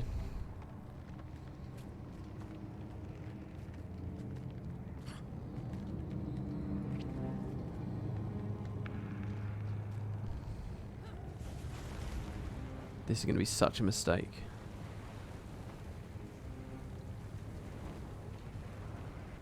No, I aimed higher than that. Okay, alright, we made it. We made it anyway. We made it anyway.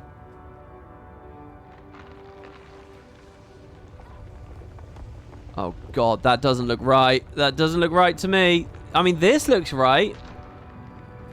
It's an explosion of green and mushroomy stuff, which has always been, hey, this is the way.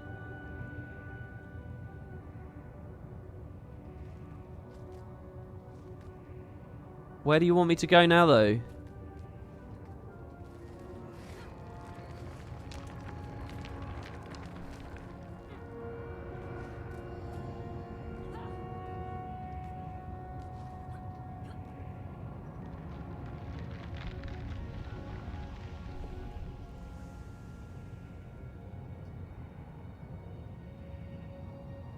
Oh, man. I just got a weird sense of deja vu there. The person who just typed to me saying don't cry in chat, you just gave me weird deja vu. Like I've been here streaming before in this exact area of the puzzle and someone told me to not cry before. Like that definitely happened. I think I need to reset this, don't I?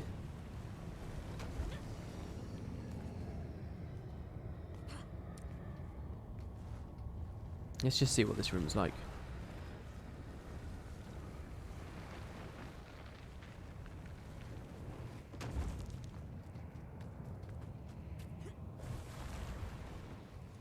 I swear that we're right at the end here. I feel like we're right at the end. I feel like we've skipped past the chest, even. Is this the last chamber that we're in right now and you need to like hook up into the ceiling? This is where I need my last ammo? Problem is with no ammo, I really, it's got to be in reach right now. If not, we have to return to the checkpoint. Why am I weirdly nervous? What do you mean? About what? What are you nervous about?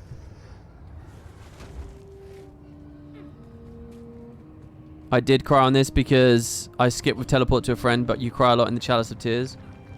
Yeah, this has taken longer for us to do than the Chalice. Is that just that I remembered Chalice more?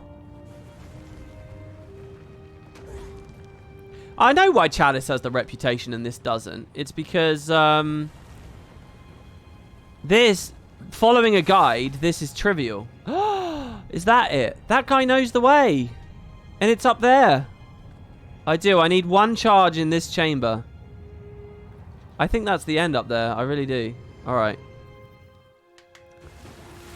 But on this, if you follow a guide, you'll just be done with this like super fast. Because it is just follow the line. You know, if I had Taco installed... Sorry, Taco installed for a second. This would be, you know, very, very simple.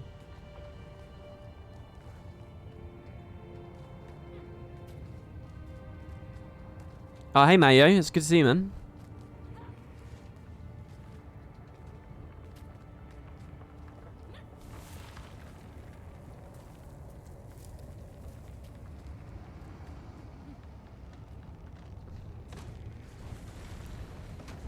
Mayo, did you know this? I'm probably wrong about this, but do you know, I feel like you are my earliest fan. You're like the original. Like, I for some reason, I feel like...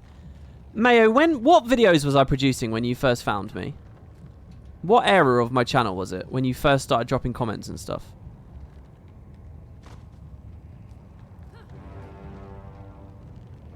What project was I in when you first found me? 10K Ellie? So you're not that old then, really?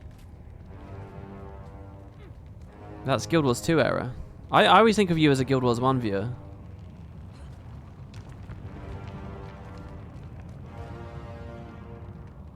Oh my god, what am I doing wrong here? What way was it they wanted me to go? Oh, it was through here, wasn't it? 10k early was when you started. Okay, so, I mean, that's still respectably a long time ago. But, I guess...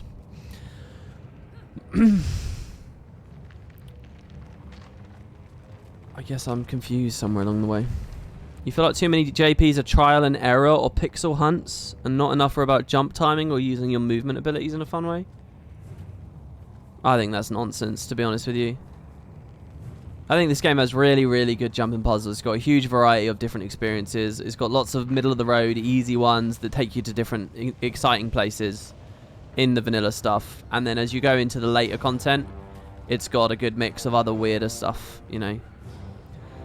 Chalice of Tears is specifically interesting because it is one of the only pixel-perfect things. I wouldn't describe nearly any other jumping puzzle in the whole game as deserving that reputation. And especially when you compare Guild Wars 2's JPs to other MMOs. Like, the quality of JPs is consistently very high compared to other experiences you can get out there. And it's not like they exclusively do weird shit in the living world. Look at the Siren's Landing JP in the very next patch. It's just a big, badass, awesome, fun tower to climb, with huge amounts of spectacle and generally easy, simple glides and climbs. I mean, what more could you ask for?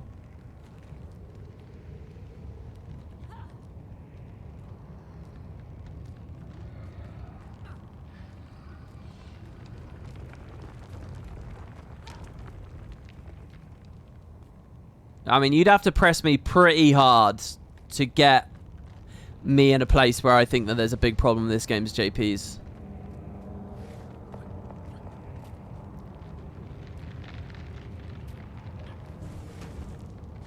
The only problem I would say with this game's JPs is in the past 3 years, since the golden age, we haven't really seen much in that department.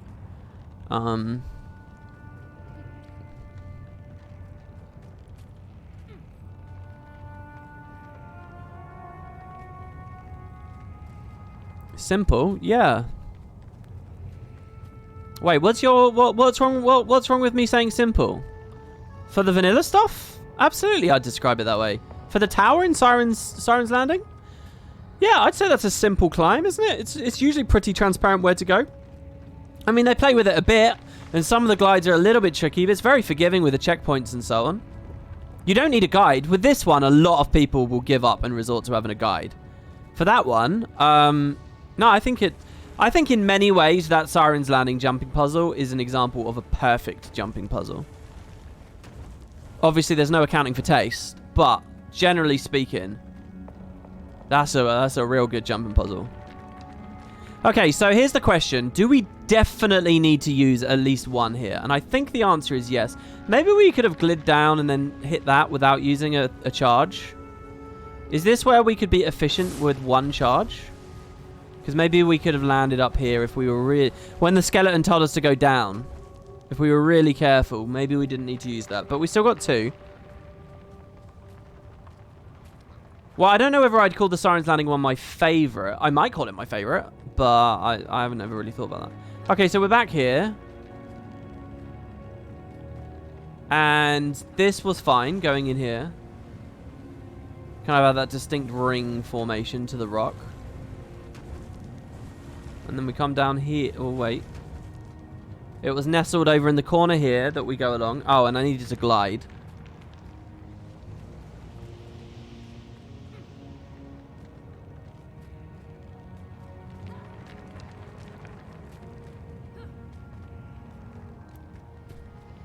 You really like how one of the... Yeah, okay, and so in the Ice Boots Saga, there's not like really like JPs as we know them, but there are like the Raven puzzles and stuff. I mean, personally, I thought they were pretty boring really to do too much of, but you know, that's just the execution. The idea is pretty good. Okay, so in this room, we did go to the far side of the room. I think we're right at the end here, guys, if I've got this figured out. But what we did was we wasted a thing. We don't want to waste a thing. We got to get up there without spending a thing. That's what we got to do. Because we only have 2 left. If I can get up there without spending one, we're all good. So that's the game that I'm going to try. This is the efficiency I'm going for. I'm thinking of landing right there on that ledge. That's the main thing I want to do. To get as much height as possible. This seems pretty good. I'm going to aim straight across. It's there. That's what I'm aiming for. I want to land on that. Is that out of reach or is it in reach? It's close. It might be doable, though. You've always been to Pig Iron Mine because it's super cool to jump across the big baskets of iron. Yeah, I like that. There's a lot of good spectacle in that one too. There's kind of a shame that you can cheese that with options and stuff. But I like the Pig Iron Mine because of the camera shake as well. Which, again, a lot of people turn off. But, you know. I need to go much more straight. This glide is actually kind of... Ooh. Am I overcomplicating this? There's always a chance I am. What if we did it just from over here?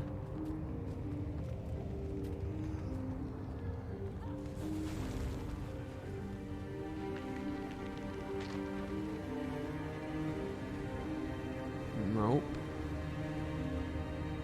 Not quite having that, are they?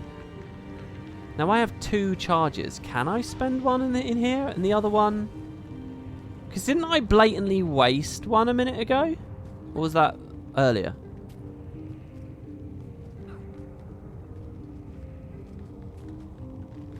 Someone's singing Ronan Keating in chat. What is going on?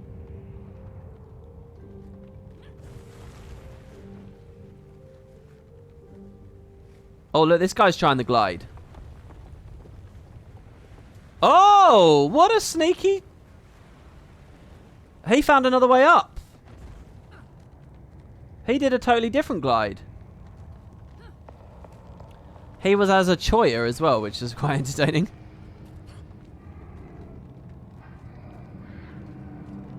Hold on, so he just kind of went for it. I think he started from here. And he just like... Oh, what if we can land on this? Oh, we can land on this. I think this is where we saw he just glided from, isn't it? But where did he aim?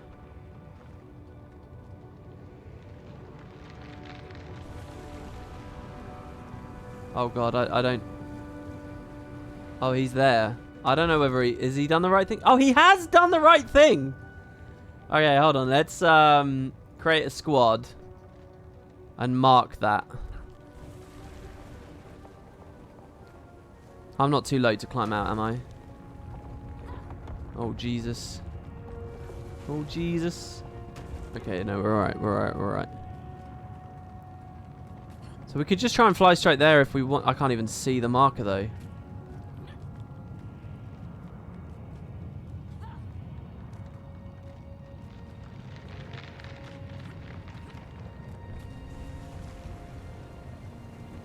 So I quite like the idea of this JP where it's like you're presented with a series of little challenges and you could just bypass them. You could bypass the chamber with the oak heart essence, or you could learn how to figure it out, and maybe they're all doable. I don't see my marker. Well, apparently it's over there. I kind of want to glide from the back of this as well. I want to be as high up as I can be.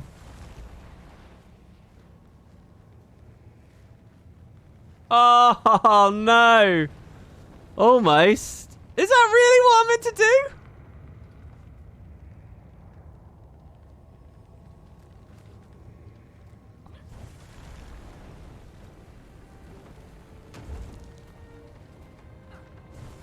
This is dodgy. I don't like clambering back up on that really steep bit of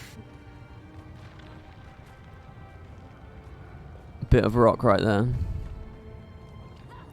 Before I changed my PC, my graphics were the lowest, and I could not see the spots to jump because I did not have the light or the shaders to be different from the rest of the ground.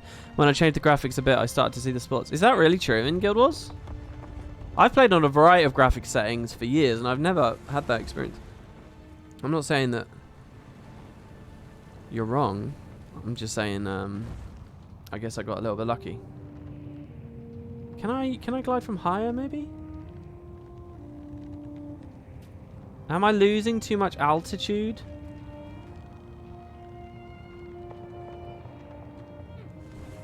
Alright, this is as high as I can go. Oh no. Oh, you dumbass. Oh, that was good though. That was good. You know what happened? For some reason my minimap was zoomed out again, so it was zoomed out such that I couldn't see the arrow anymore.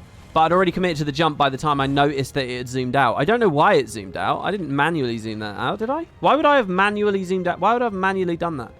And yet it happened. Right, let's try that again. That felt pretty good though, so I think we do have more than enough leeway if we use that little technique there.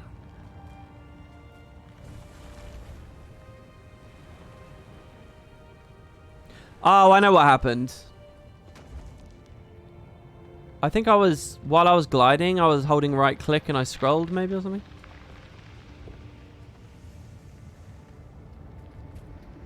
Right, what did we do? We jumped like this. Oh, we're going straight for it, straight for it, straight for it. Round the corner. Oh, Liz! Okay, so don't touch the slope because she'll stop gliding and then she'll fall again immediately. Even though usually if you glide against a rock, you don't stop gliding. You only stop gliding if it's legal ground to stand on. But apparently that was both legal ground to stand on and slippery enough that it didn't actually matter. Okay, let's try that again.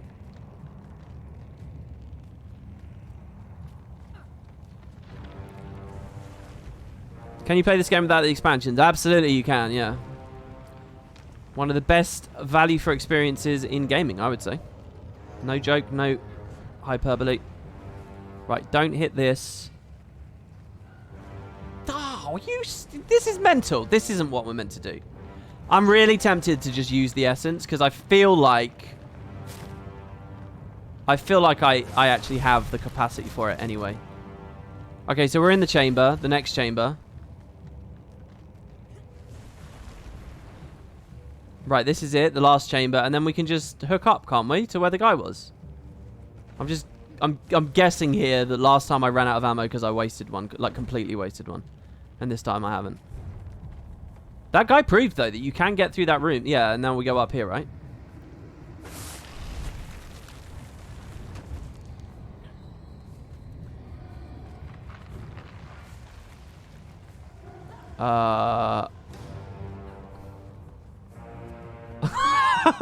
I like how a guy came with me. I might be wrong. I thought I was going to be looking at a chest. He's just going for it.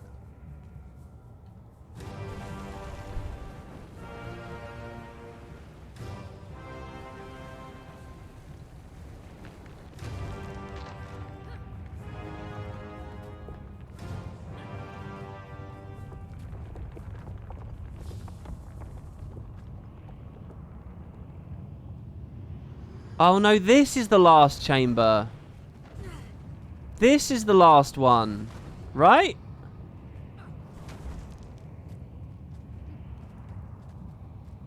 And this person's just typed, I've just run out.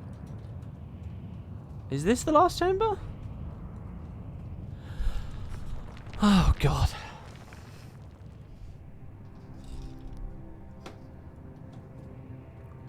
I honestly thought we were there.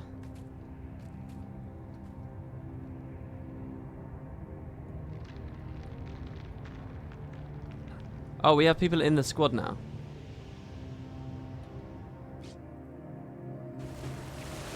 Oh, so where do we save the...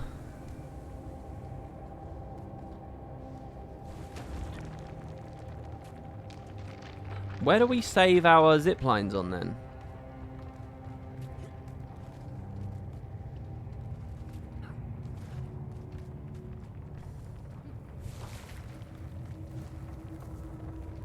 How do we preserve the ammunition of our web slinger?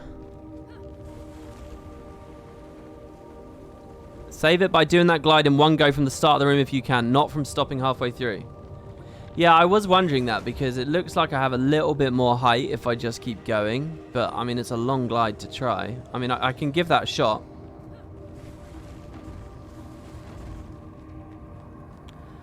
Got to remember the route now. It's been long enough now that I'm going to have forgotten. Because this whole section here... Ah, you Fuck!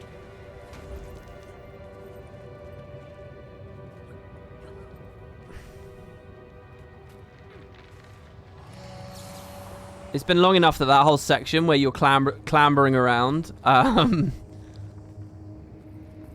I've just sort of winged it before, and now I'm going to get lost. Or I'm going to fail really basic, easy jumps. that are not the challenge. But now fatigue sets in. Not gonna lie, I hated this JP the most. I just don't understand people saying that. I mean, the JP is what it's trying to be. Do you know what I mean? The only thing I understand is hating it from the perspective of, oh, I just want my reward and to go, right? If that's it, if you're not actually playing the game to have fun or like appreciate it on its own terms or anything, if you just want the reward, you just want the achievement, you just want the season, the dragon, or whatever, then yeah, I get it, because it's like it's just an impediment. Your joy is now just the reward, and that's something that MMOs eternally struggle with and MMO players wrestle with. But like, if we're actually just reviewing the jumping puzzle as it is trying to be, the style of jumping puzzle it is, the amount of space it takes you through, the way it plays with ammunition and being conservative and all that kind of stuff, I think it's all brilliant. It's a puzzle of scope and subtlety, you know? Big areas, small telegraphs. It's playing in that, like, grey space of, am I going the right way? That's what it's trying to be, and it's doing it bloody brilliantly. I just blindly followed this guy, and I'm terrified now that I made a mistake in doing so. Oh, wow. By following him, we might have preserved an ammo. Didn't I usually use one to climb up here? Maybe not. So it's weird for me to say, oh, I hate this, you know, because I don't. I just looked out the window and felt very autumny. Do I like this over the Chalice of Tears? No, I think the Chalice of Tears is cooler. I like the Chalice of Tears more. There's like more adrenaline and impact and stuff with the Chalice of Tears. This one doesn't really have... You know that moment at the end of the Chalice of Tears where you do that blind leap of faith, flight over everything? But that's cool. And it looks cool in the caldera and stuff. This puzzle doesn't really have all of those things. Yeah, let's try this. I feel like you can save one if you're really tight. You just go. Keep hitting your head. Yeah, look. We haven't used any yet. I've saved another one now. What runes am I using on Selly Ellie? Pack runes at the moment.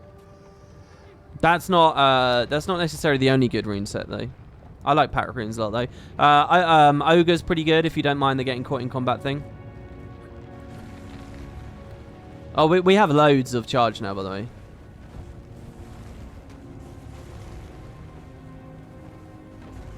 Yeah, now we can fly into this corner. I don't know whether this guy knows it, but he's kind of helped us a lot. Just because we're following him. Okay, now we're in this room and we can do the single flight. I'm going to fly straight at that arrow. As much as I can. We need to just hook around on the right here. No, it's too low. It's too low. I'm going to use an essence here.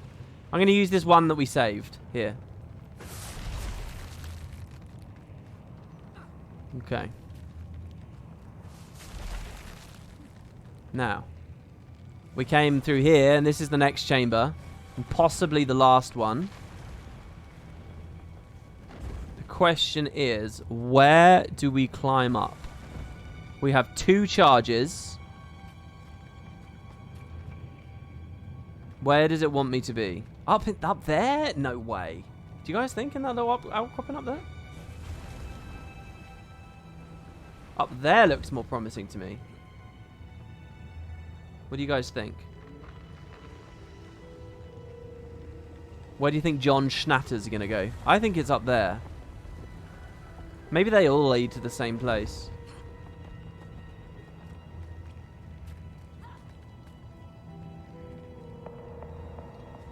Look, because you got the bush and everything. I think it's up there.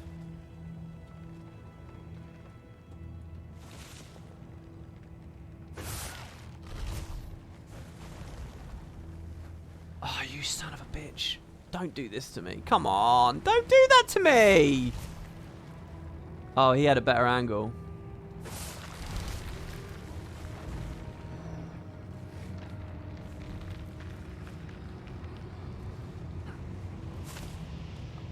Oh, that's devastating.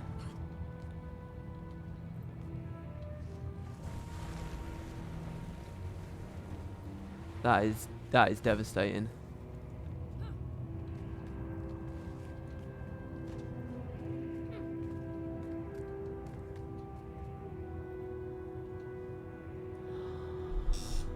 Oh.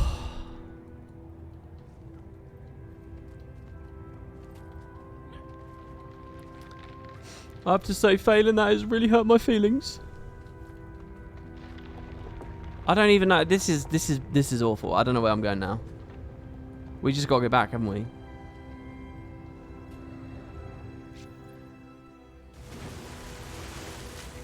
Stuff like that is why this isn't a great JP. The core limiting mechanic isn't consistent enough. I can agree with that. The inconsistency in the behavior of the Oak Heart essence, when the game is to be very careful with it, I can agree that feels a bit frustrating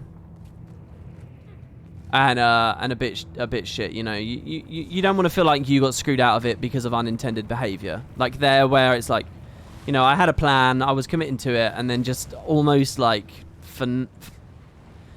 out of luck, it just purely arbitrarily, I now lost that, and I have to spend all this time doing it again now. Yeah, you're right. I think that is a legitimate criticism to this. But is that criticizing the JP or the Oak Heart essence? I actually think it is both, really. But it's a valid criticism of the JP. Let's try this again then.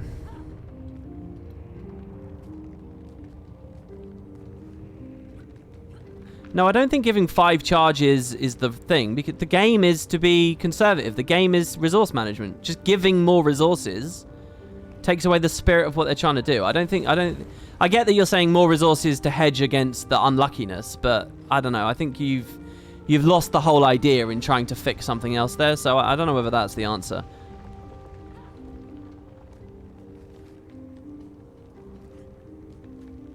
The answer to it really is an easy thing to say, but difficult thing to do, and that's just to say you gotta make the Oak Heart essence feel more consistent in its behavior. Again, easily said, trickily done.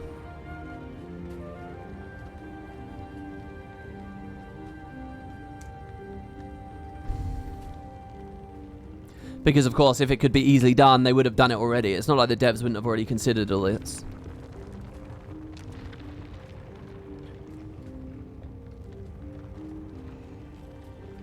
It's not like they know that sometimes you'll clip into the terrain and they just don't care. It's just the effort to fix it is inordinate to what, you know.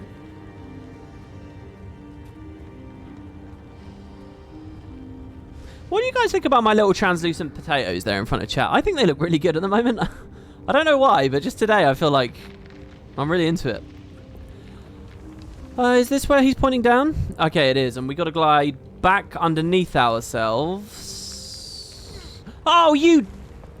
If I lose the essence over that, I'm going to be fuming. Ooh, I didn't. See, look, it's a good jumping puzzle. Okay.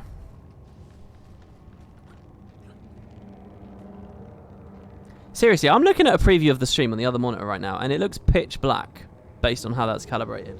Like, pitch goddamn black. Why is that so dark? Can you guys actually...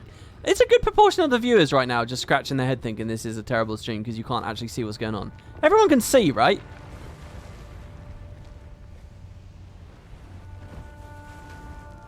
It looks so dark on one of my monitors. It looks fine on the other two, but so dark.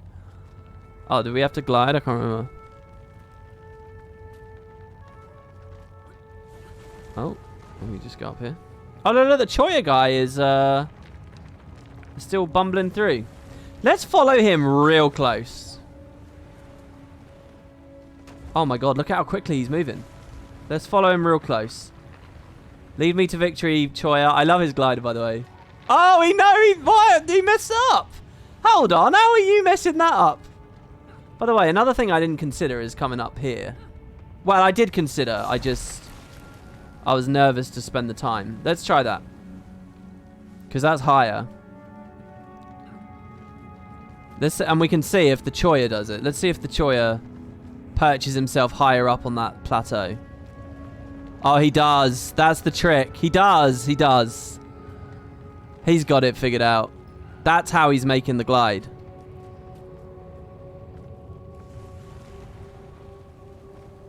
He's going right from that corner. Oh my god, I never climbed high enough up the hill.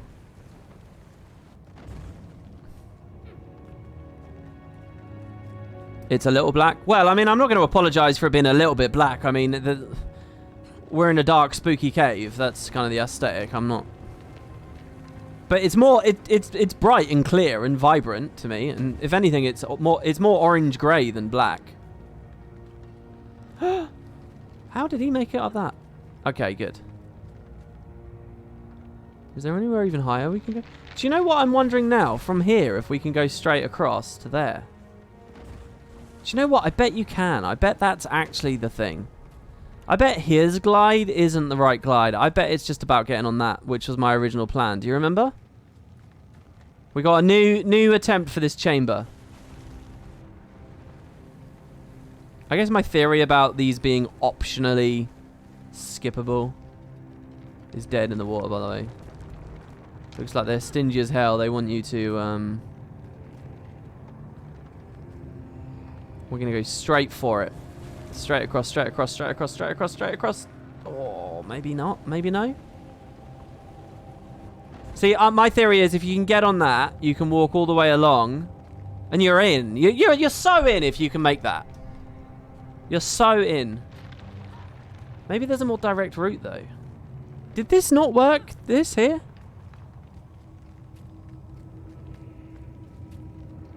This seriously isn't enough to just land on that? No, that's not. I like this chamber, actually. There's a lot of, like, stuff to think about. What about, like, from up here?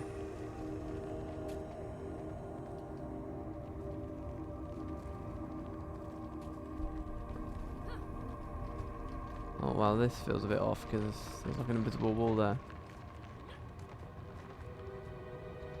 We can't make it from here. Are you serious? Oh my god, you lose so much altitude gliding.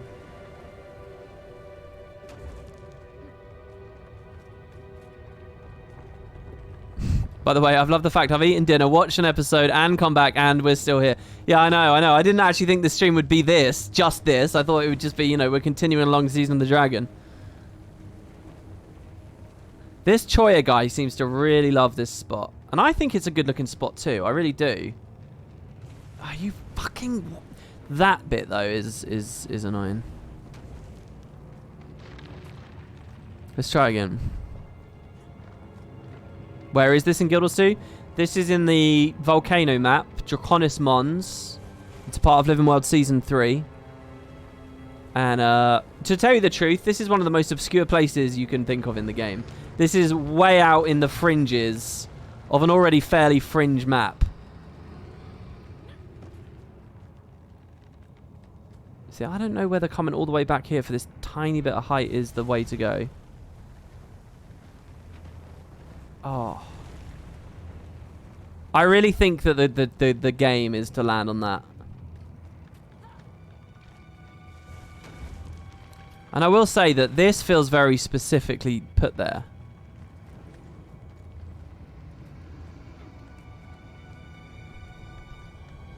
Can we be like at the top of this somehow?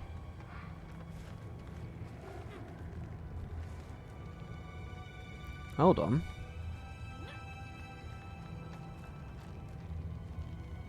This feels so unintended right now. Then we got more height here, right? We got more height.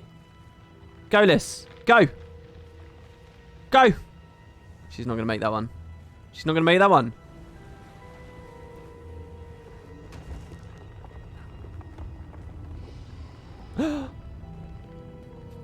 Alright, we fell.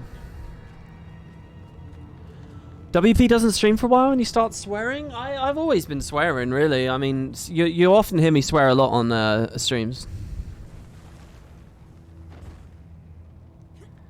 That looks like the way to go, WP. The Choya spot looks like it will give you just enough of a boost to clear the last ledge. Well, we know. We've seen him do it before. We've seen the Choya go from his spot straight to the arrow. And to be fair, I haven't tried that yet. I got distracted. So let's try his thing.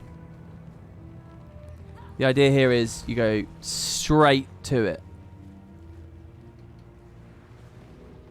Yeah, like that. There you go. Well, we've made it, so cool. But I don't know whether this is intended. I don't know whether this is actually the way to do it. Also, hold on. Did we do it? Because we're up, but we're not like... Hold on!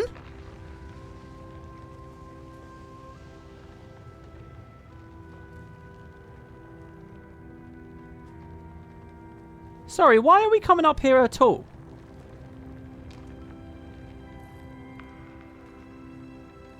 Why are we coming up here at all if we're just going to go through... Oh, I'm back in the previous chamber now. Oh, I'm really disoriented.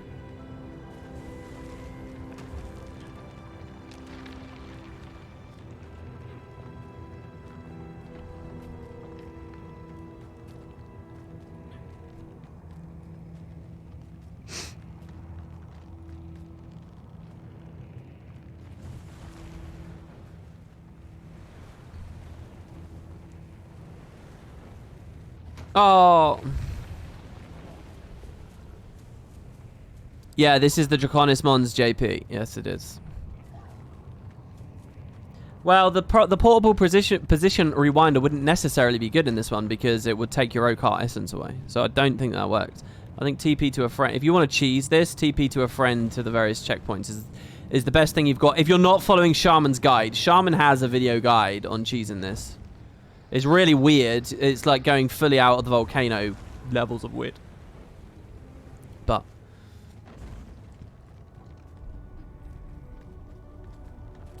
any idea what elite specialization the thief will get in the End of Dragons? I have ideas, but they're based on a data mine leak thing, so I can't really talk about it until I get some concept art. And then I'll talk about it. I really feel like I could have made it there.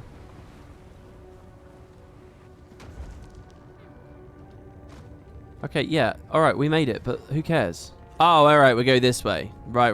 My bad. Alright, so we're now in this chamber with all 3 charges. All 3.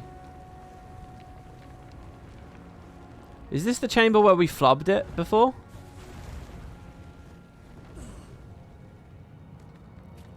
Okay. I think it is. Where did we decide we wanted to go? It was up there, wasn't it? And there was a chamber in there. So we just don't break it.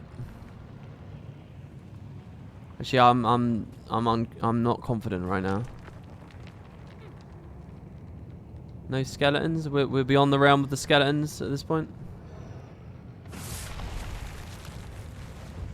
Okay. So we move on through. Oh god, this just, it feels so like wrong, like can this really be the way forwards? I feel like we're suddenly off course, do you know what I mean? If not for the fact that other players have been led here. So we have 2 charges right now. There's a player here. Of course, that looks good and promising up there. So do we want to go up there? I mean, he's going for it. I'm just going to aim really high up and we'll just slowly glide in. If need be. Right, we have 1 charge.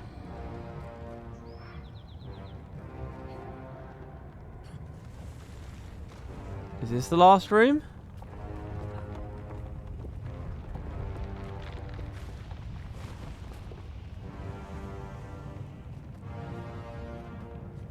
There's some commanders over there.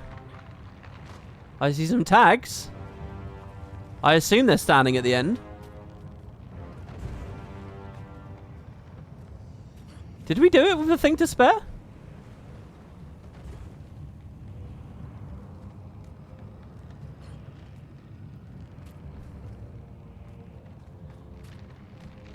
Oh my lord. We did it with a thing to spare. So where did I go so wrong last time? Where did I go so wrong? I swear we did all of that before.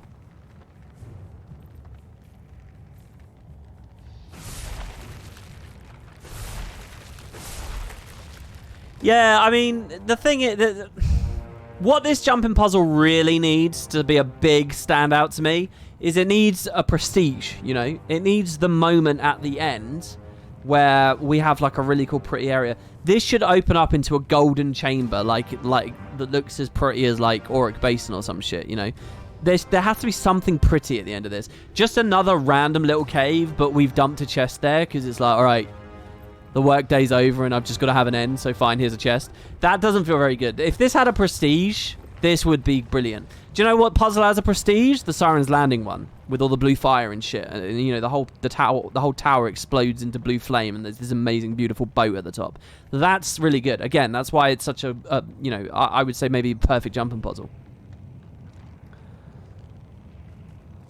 You know what would have been... I wonder if this was their original idea. What would have been really good is if you could get out of the top of Draconis Mons on this. You know, it opens up and this was the end. You would see the sky. That would be so cool if this was how you got out of the volcano. You think about it, because then it's not just about the jumping puzzle. It's about the whole map. The whole goddamn map. You're like in the center and you're coming out of the Titan's throat. How cool would that be? But yeah. Thanks to the people with the tags, by the way. That actually helped me at the end of there. Okay, and we got all the checkpoints along the way. No unintended skips or anything. Reconquered the Sirens... The what's ascent? Searing Ascent. I almost said Sirens Ascent there. And we got to do events and Timy's Pet Project. Which mission is this? Now, unfortunately, I already did the Siren's Landing thing, so we're not going to enjoy that jumping puzzle. Complete any adventure in the domain of Idistan. Do the Renown Heart. Look how much more complicated and interesting the Season 4 shit is. Suddenly you've got bounties, you've got adventures, you've got hearts. I mean, there were hearts on this as well. Why do they want me doing hearts for Istan, but not doing hearts for Season 3? What's going on there? But there's no cool puzzle thing on this one, unfortunately. Bug in the system, is there a cool one? That's this week's, and there's a lot going on. Defeat the meta. Missions. Well, let's just do our gathering.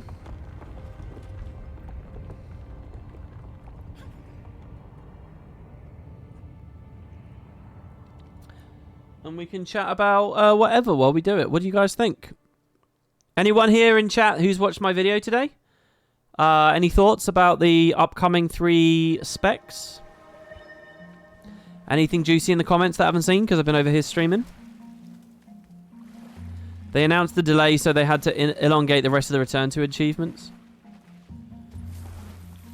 I don't think that matters though, does it? Because they always had an apportioned amount of weeks. How long you spend grinding within that week doesn't have anything to do with the number of weeks it was going to be, does it? Am I missing something? Yeah, there's a video of me and Boots discussing the next 3 elite specs because they've done art for all 3 of them now.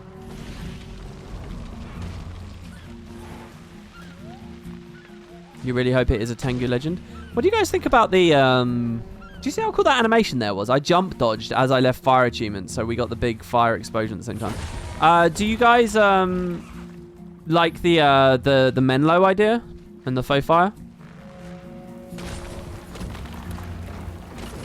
Yeah, Malenko's right as well. They already had the achievements in game, so I don't see how the dilemmas. I think they should expand the gathering on this these maps, because these maps are huge. You still think the Rev Legend is Canaxai, do you? Interesting. I don't think... See, the thing is, guys, like, I'm kind of a fan of Canaxai. You do realise he's not a major character. You do realise he's got basically got no story. And no relevance to the previous campaign. No relevance to the Elder Dragon story, really. The only reason why he might be there now in the context of the game is as End of Dragons, as we move into the mists and start talking about, like, angels and demons and all that kind of shit. That's when you might start to find it's worth doing him. But generally speaking, it's just like a dumb little fan cast that I had as a silly idea. It's not really... I mean, I don't see much reason why he would be picked. I would see a lot more reason for Ergos to be picked if you're going to do one of the Elite Mission-centric stories.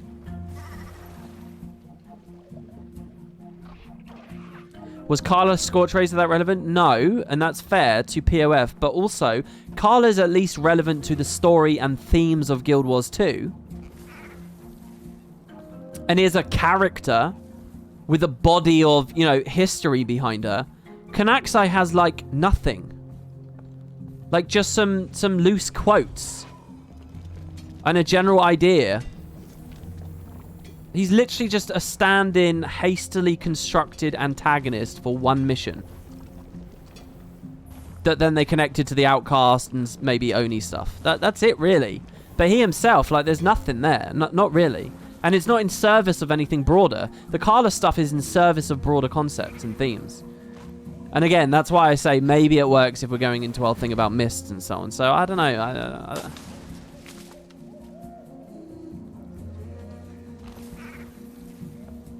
I think Menlo makes a lot more sense. Also, you got to explain what the whole blue thing is.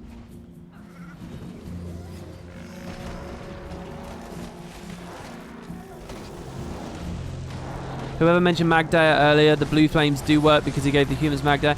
Yeah, but you only think of Magdaya as blue flames because you've seen it in Ascon Catacombs in Guild Wars 2 when the faux fire-ridden Adelburn had it and it looked blue there, right? It's not actually an icy dragon sword. It looks the same as Sahothin. They're twins. It's an orange flame sword, and that's a tiny part of Balthazar. A tiny part. You're like 3 layers away from that. Balthazar means normal looking fire, not blue fire. I think.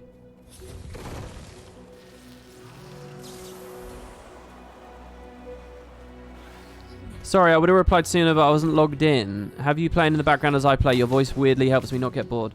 Oh yeah, I mean, it's always good to listen to a podcast or something, isn't it? To keep the general moral alignment balanced to a rev, the next legend should be female, non-human villain. I don't think that they care about that, do they? Or I would hope they don't care about that.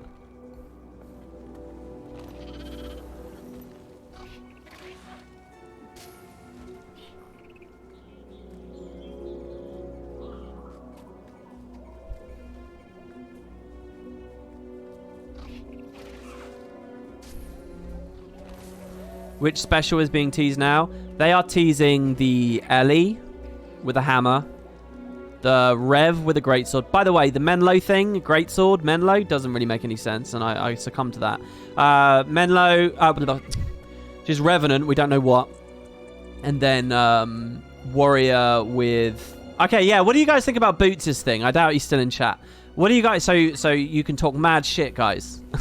What do you guys think about Boots' concept that the warrior weapon isn't being shown in its key art and that it's just like a tome-like mechanic? What do you guys think about... Well, he doesn't want to call them tomes because he thinks they're single target, not AoE. What do you guys think? He said, there he is. He says, just got back butt face in all caps. What do you guys think? I think he's crazy. He's drinking the Kool-Aid on that. That's mental. I think it's just going to be a pistol, but it's got a blade on it. But he doesn't think that works out. I think it's a melee pistol. I said in the video that it might only be one-handed. I think there's still a good chance they'll do 2. But maybe they'll do... Oh, I don't know what they'll do. Yesterday we were talking about possibility to be more creative with elite spec weapons. And I like the idea of a one-handed pistol, like 5 buttons but for a pistol, and it's like a revolver kind of thing. But again, I don't think any of that's in scope for End of Dragons. End of Dragons isn't ambitious in that way. I think it's just going to be a pistol, and maybe 2 pistols. And largely melee. You're both half right. I think that some of it is the pistol skin, but the blade part is the mechanic. See, one thing I wanted to say to Boots as he was speaking, and then we ended up going off somewhere else, but is like how, like I mentioned this example a few times on yesterday's stream. When you're a Necro with a staff, what happens as you execute an auto attack? Well, the staff kind of becomes a scythe through its animation.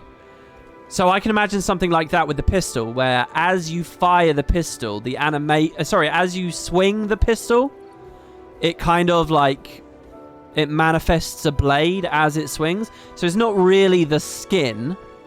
It's like, it's the blade kind of manifests as you execute the ability. Similar to how the scythe manifests as you execute the ability.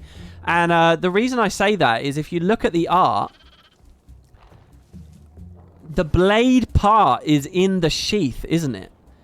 So I think it's kind of a magical, like, apparating blade. Therefore, it doesn't matter what pistol skin you have, the blade component, just like how it doesn't matter what staff skin you have, the scythe component appears out of nowhere. It's like attached to the animations. And whether that's the weapon skills or the F skills, skills, question mark, who knows? I don't know, but that's where I think it is. I think it's a pistol through and through. And I just can't be convinced otherwise right now.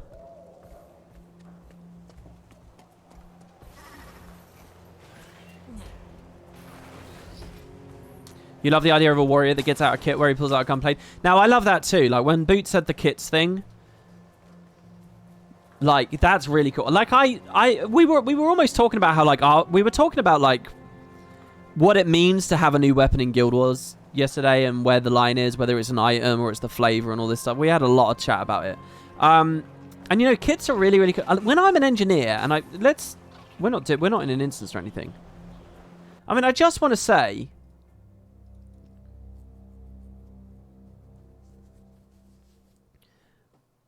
when I'm an engineer and I pull out a kit, right?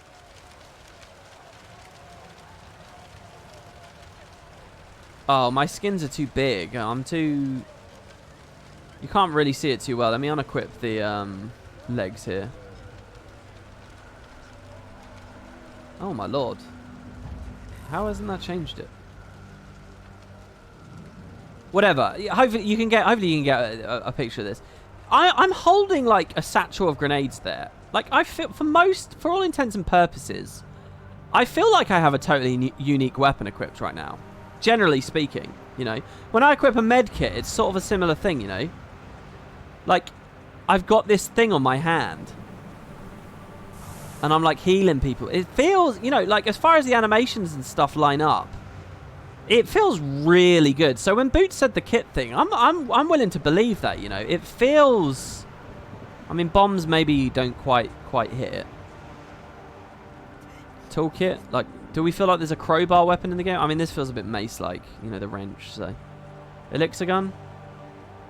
It's obviously just another kind of rifle, it feels like. The grenades are probably the ones that represent the fantasy well enough, I think. It really does feel like it's his own thing, you know. So maybe an elite spec around that. And maybe what we're looking at is just a kit. But I feel like the weapon itself would be there. You know, the Firebrand key art still shows an axe, all right? It doesn't show just tomes. It shows an axe. And I think it's got to be true for this as well. SSTV POG. What does that mean? Oh shit, we got a host from Stay Safe TV. Thanks very much. Welcome everyone. Is this a Guild Wars audience that's just hosted me? I assume they're interested in Guild Wars. Do they know this game? If it's a Guild Wars audience and you guys actually understand what's going on, I can explain that right now we're doing Season of the Dragon, which is basically a replay initiative to go back through Living Worlds and collect achievements, play the old content to get a free precursor for the new expansion. So that's what these streams are. And while I'm doing that, I'm just literally sitting around talking to chat about, currently the topic is they've teased the next 3 elite specializations. We have concept art for them, and the question is, what are they? What are the mechanics? We're talking about warrior at the moment. In the art for the warrior, there's like a weird gunblade pistol looking thing and gauntlets filled with bullets, but that obviously doesn't exist as a weapon in the game, so we're wondering how that would work. If anyone has any theories, you can put them in chat, and then we're doing a back and forth. That's like what most of this is. And thank you very much to Stay Safe TV. That's really nice of you. Welcome, everyone. Yes, we are interested in Guild Wars, but some of us are noobs. Well, I mean, as long as you guys know what elite specs are. Do you guys know what elite specs are? They're basically the new classes coming in the new expansion. We're talking about the new classes that are coming in the next expansion. Because the devs have been putting teasers out. They've been putting little concept art teasers. So we're wondering what the class are, what weapons they are, what they're using. I mean, we're talking about Warrior a lot at the moment. The big thing that I'm really interested in general, to be honest with you, is the Ellie. I mean, really, the Ellie one I'm completely lost on. I just have no idea what they're thinking. And in fact, let me ask you guys that. Oh, God, did we get hit by a shark? Let me ask you guys that. What do you think that they're going to be doing when it comes to the hammer and the ball? Like, are we just bouncing and ricocheting this thing off all over the place? I don't know. I'm an Ellie fan at heart, but I feel like they're so weird with their choices with what they're doing with Ellie that I'm concerned it's just not going to be fun because it's really weird and it's really out there. Also, one thing I was going to say to Boots that I kind of like missed my opportunity is, do you guys think that they're doing something radical and weird with Ellie, with like the ball thing, so that they can cut back on work with the attunements? Something I never said to Boots at all is like, if it's an Ellie getting hammer, okay, that's a two-handed weapon. So that's a shit ton of new skills. That's loads of new abilities. It's not just an offhand like the Warhorn. It's not just a main hand like the sword. It's a lot of stuff. And obviously with Weaver, they only got sword, but they got dual skills, so there was a ton of abilities that came from that anyway. But so I'm wondering if maybe the way that the ball mechanic is an opportunity to, like, I don't want to say cop out. I mean, how would they cop out? But to lighten the load somehow? I just don't know what that means, really. I don't think they'll take away attunements. I'm just wondering if... Oh, okay, so, like, here's a concept. While wielding a hammer, maybe...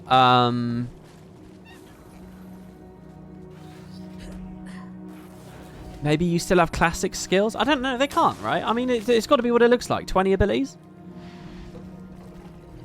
Elementalist is squishy. What if they add the hammer and this elite specialization will be tanky as hell, so they break the rules? I don't think that's a rule break. I mentioned on yesterday's stream, people are really obsessed with that comment about them breaking the rules. And I wonder whether it was almost like an idle comment. Many of us are new. We don't even understand the question, lol. Alright, okay, I'll explain it for you. In Guild Wars, I'm an elementalist right now, okay? So my character can specialize into different perk trees, right? So there's like fire magic. If I choose to like specialize to fire magic, I get like damage in my fire attunement and stuff. I've got earth. And there's various trees you can pick. There's air, there's water, there's arcane. Also, each expansion gives you an elite one. The elite one is like a whole new subclass. It gives you new mechanics, it gives you a new weapon, it gives you really powerful new abilities, it gives you new, you know, the whole lot, all right? Good, much stronger perks and so on. So they added the Tempest. So that's a subclass for the Ellie. If you slot Tempest, it changes you in a big way. And you can still combo it with two of the core lines, which is what I'm doing. I'm a Fire, Earth, Tempest right now, okay? The second expansion added the Weaver. So if I pick this, I'd get a different weapon. I'd get a whole new class identity. They've released teasers about another one, a new one. And it looks really weird. Maybe I should put the art on screen. Here, I'll show you for the complete noobs. This is the teaser for the new one. Let me just browse to it. It should be my media dump.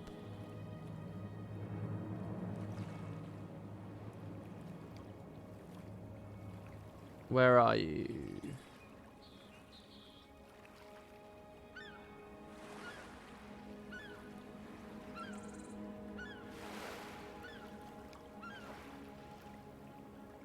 Where is it? Did I,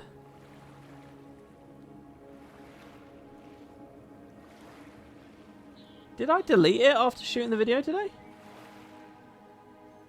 Sort by ascending, descending.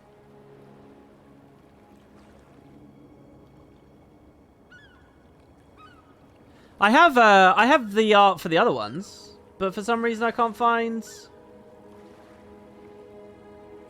the ones that I literally shot today. Hold on, where's my conversation with Boots? Because I gave it to him in Discord. So I can just re-download it out of Discord.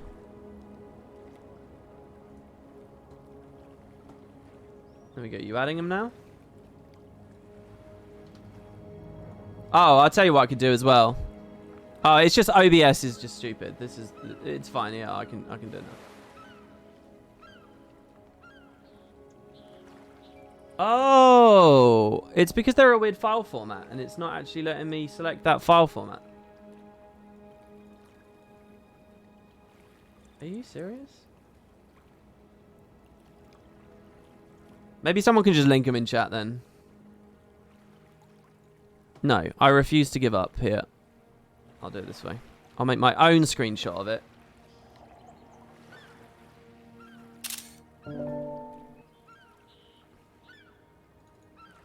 Alright, boom. There you go. That is the teaser that they did for the new one. Okay? So there you go. Now everyone's on the same page. So what do we see here? I did a YouTube video about this just this morning, so that's why this is coming up. What do we see? We see the Elementalist color scheme, so we can be pretty sure it's an Ellie. I don't think anyone's questioning that it's not an Ellie. It's like almost guaranteed to be an Ellie.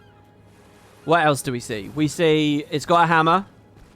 And, oh yeah, Boots was saying it doesn't... Guys, it clearly is in an animation where it's just hit the ball, right? And there's like a little floating familiar thing next to it. I kind of want to log into Guild Wars 1 to show you guys the astrolabe thing, which I think he might have a real point with. In that it looks like it's connected to the Celestials and the Napui Quarter and stuff. Like, and also, guys, what name would you give this? Has anyone in chat got any suggestion for a name? Like, what would you even call it? The ball is a projectile and hammer is range. Well, don't forget, as an elementalist, you're going to have 20 skills with that hammer. 20 abilities. You think all of them are going to be ranged? I think they're going to be a mix. The Smasher. The Ballmancer. The Ball... Yeah, exactly. They're all terrible names, aren't they? Undia says Arcanist. Okay, so here's the thing. If it's an Arcanist, how is the hammer and the ball related to being an Arcanist? Is this just like some fantasy trope that I'm ignorant of and I've got no idea about? I mean, really? How is that related? And also, is it hooked into East Asian mythology in any way? Because obviously the expansion is an East Asian setting. So maybe, you know, is there some Korean concept, some Chinese concept, some Japanese concept that I don't know about? Artificer. Now, Artificer is interesting to me. Obviously, Artificer is the name of the crafting discipline. So it's kind of already taken.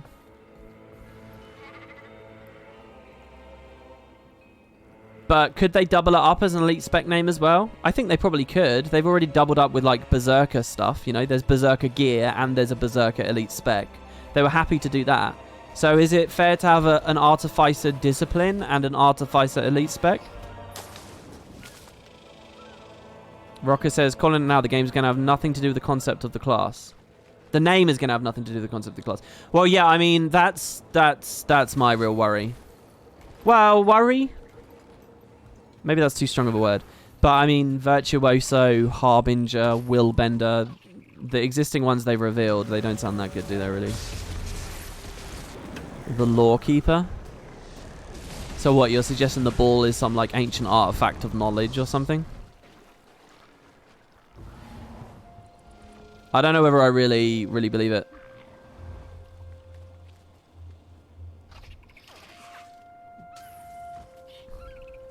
How are we doing with our gathering here? We still need miner. We need one more mining and then we're done with this.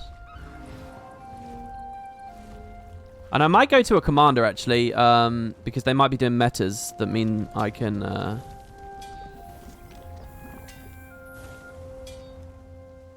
Oh no, that's Istan. Shit. Oh, we never actually finished all the mining in Istan, did we? Alright, let's go quickly do that. The reason we didn't finish that is because they were like just super rare. The Antikythera. The ball is the 5th attunement.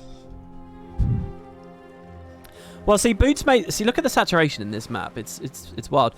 Boots made a really good point about that. That,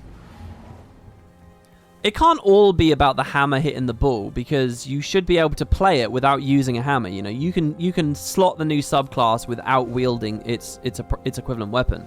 So what does the ball do in that context? If I'm scepter focus, can I still play with my ball? My one ball? You know, I've only got one. I want to use it.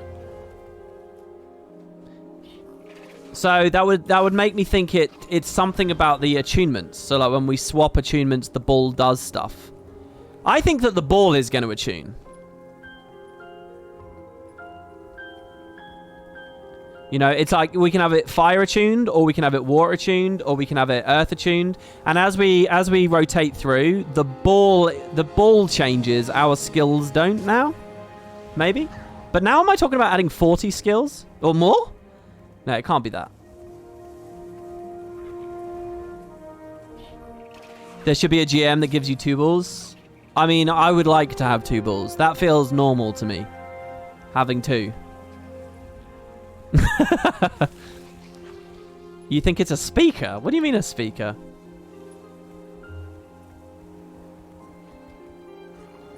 I mean, I don't know. I just feel like it's weird. It's just weird. I don't know what else to say about it. It's just weird, and I wish they went with something basic, you know? It's like how I said that the Virtuoso should just be a bard. Just call it a bard.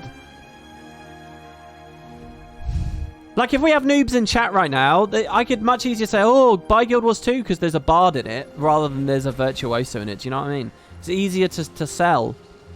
Can we just have it as an Arcanist that's just about, you know, the 5th attunement? You know, let me put it this way, okay? Me and Boots did a series where we were inventing elite specializations, stuff we thought would be cool in the game, right? How many episodes of that show would we have had to have gone through before we're saying, oh, yeah, let's do a ball spec? Do you know what I mean? I mean, really?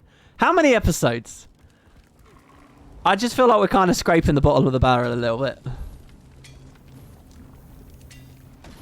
You love it when you get the elemental traces of the element, like with daggers. Yeah, like I can imagine a really cool trail behind it, as it's like, you know, if it's frosty, it's got like this ice trail, or if it's fiery, it's got flames. Never would have happened. Well, I think the thing that might have happened is, again, I think it's about if people don't know, they've been talking about like a new technology kind of thing they're doing, where like a lot more ricocheting and stuff can happen. So if I like execute a skill, do I have a... So, for example, here, this skill, I fire this ball. It can bounce off of the walls and stuff. So, you know, maybe they really like that, and that's where the Ellie idea came from. They're like, oh my god, this is super cool. Let's build an elite spec around it. And Ellie was the one that ended up being it. So, I think that's probably where it was born from, which is sort of fun, I guess.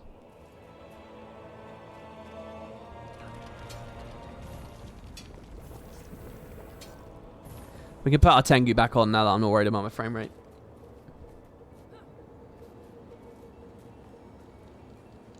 If Virtuoso should be a blade singer, Ellie should be a ball singer. I would like to see that as the description. Introducing the ball singer. The ball swinger? Huh? I don't know about you guys, but I like to swing my balls. I've been looking forward to doing that in Guild Wars 2 for a long time. You know, I can try and get there with a legendary weapon, you know, and impress people, but really, I've always been looking for something more. Okay, what do we want to do? Adventure? The Griffin flights? Let's do that. How many do you want me to do? Just one? Okay, which Griffin flight do you want to guys do? Do you want to try the Astralarian one? I'm going to do this because it's the only one I remember how quickly to get to. You in chat overthink the ball. The most likely and realistic approach is that its utility skill is based on the gyro utility skill, and that you have some sort of effect or similar to gyros. I mean, I think you're right with that as well. I mean, can it not be both? Can it not be the majority of the time it's... Oh, speaking of astrolabes. Here, it's basically one of these, right? It's one of these things. Except chained or something. And animated and spinning. These aren't animated, are they? No, I don't think so. Man, frame rates in Istan are really low. Maybe it's just because I got the Tengu up there. Oh, this is a supply run. I'm going to go to do the Griffin over here. Are those the same as the gyros that the Engi use? No. The Engineer's gyros look a lot cooler and more different than that. They're really small. They reworked gyros a while ago, so they're kind of different mechanically now. And they're much smaller now, but they are still, you know, the Shredder does look very different to the... Shit, what's the explosion gyro called? I can't remember.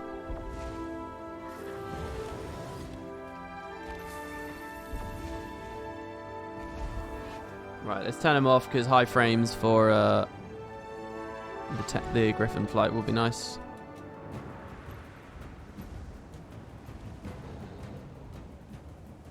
I haven't done this one in a long time, so I'm gonna fail it until we remember the route. So it's straight down. In fact, instead of using the mini-map, I'm just gonna follow the golden trail.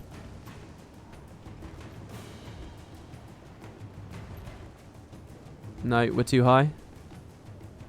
So we want to just hold steady.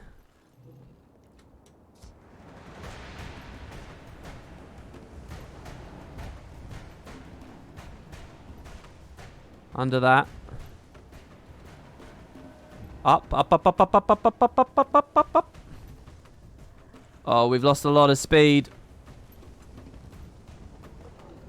Oh my god, where am I meant to go? Well, this is completely off course. How am I meant to get through there?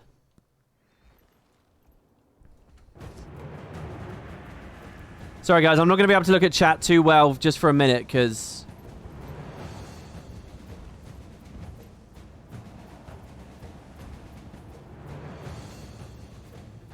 Oh, my God. I can't actually get that high. Do you want me to take a right straight away? Oh, I think they do. Oh, I haven't had a chance to boost there, though. Hopefully I didn't need to. I think I needed to flap down. I don't know whether I'm going to get the height. Oh, I am. Wait, what? Eh? Oh, I think we go out over the water on the other side. Do you think the alley ball looks a bit like the Dwarven devices in Ember Bay? Yes, it does. Yeah, it does. Well remembered on those. Is that because you've been doing the Season of the Dragon stuff, so you've just played through that story and you remember it? Yeah, it looks a lot like those. I mean, you'll see stuff like that in a lot of places around the game, to be honest. Okay, so just quick right.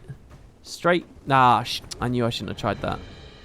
I'm not going to try and do the first bit down. It probably would be a bit quicker, but we don't actually need to get gold. We just need to beat it, so...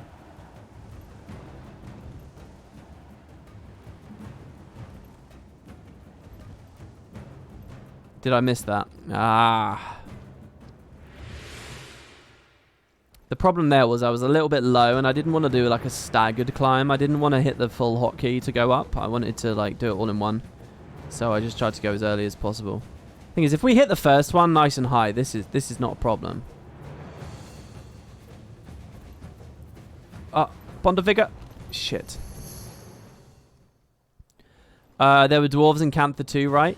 Kind of. A lot of people don't really know how to interpret that. Basically, the story is in Guild Wars 1, they never did expansions, they did campaigns. So what that meant is it was 3 different like stories, 3 different protagonists in 3 different areas of the world that were all yeah, I think they want me to go through here. They do want me to go through there. That's really tight. I'm going to have to figure out how to do that. They kind of all had their own different story, essentially. So which one is the canon hero of Guild Wars 1? Who's the canon character? There's kind of 3 characters. There's no real way to know which one's the correct one, Tulo.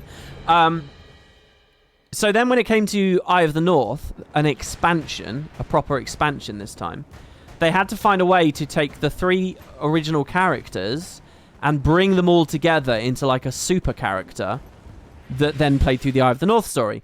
So what happened was they did this idea where there were dwarves underneath your capital city being attacked by the destroyers. And so an earthquake hits, you end up going underneath your capital city, you meet the dwarves, you meet the destroyers, you go through an Asura gate, you're in the Far Shiver Peaks. So that happened in the story in 3 places all at once. The exact same story with the exact same dialogue, but just in a different area of the world. So yeah, it therefore means that there were dwarves in Cantha, but there were only dwarves in Cantha in as much as it was just a quest that was added to get all the players together. It's not really... It's not what you think it is. It's not like they specifically decided, we want dwarves here and we want to do a story with dwarves here. It was like a necessary evil, you know. Shit. I've just lost all my speed. I don't remember this being hard at all, and here I am struggling at. So then when people say to me, oh, there were dwarves there or there were Asura there, because there's an Asura gate under there, it's kind of like, is it really? Does that actually count? Why am I struggling with this so much? I might do the other one in a minute. Are you serious? That didn't even trigger? I clicked the button. I saw the animation go.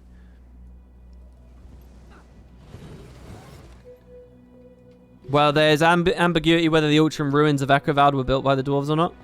Really? What's that all about? I don't remember that. Is there a hint about it? Or is it like a really, really, really minor thing that you can sort of headcanon in? I don't remember any references to any dwarves. The only... Well, okay, there is kind of a reference, and that's that the Dredge, who were slaves to the Stone Summit, dug a tunnel to Cantha.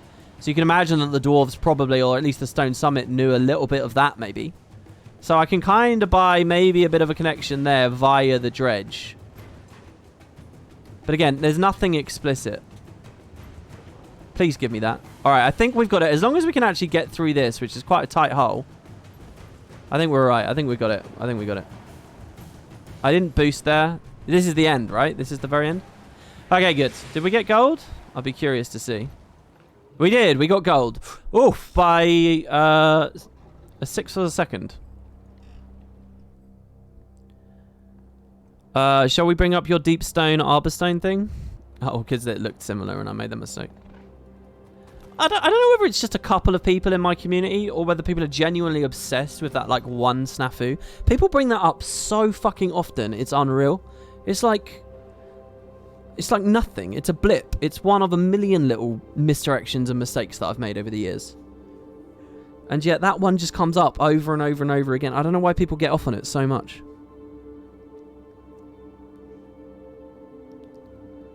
Alright, okay, so that's complete the adventure. I think they want that on the next map as well, so we could do that one too.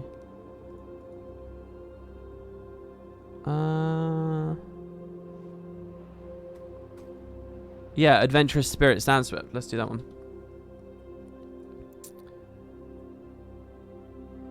So, can I ask to the people, I don't know how many are still here, the people from Stay Safe TV, who is Stay Safe TV? Should I know them? Do I know them?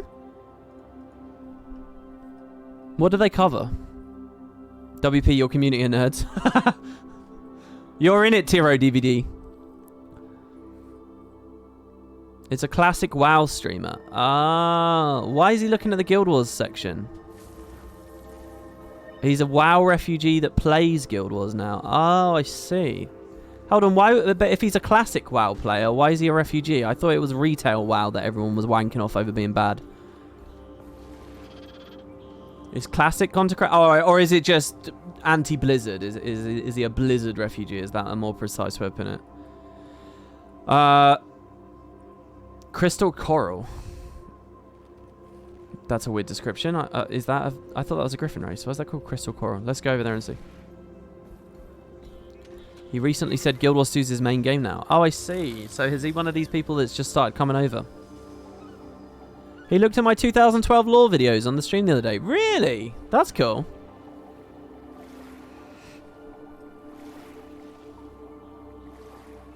And he did an interview. It was really interesting. In what way? How comes he picked this, not FF14? I thought that it was in vogue to go to FF14, really, wasn't it? More than anything else?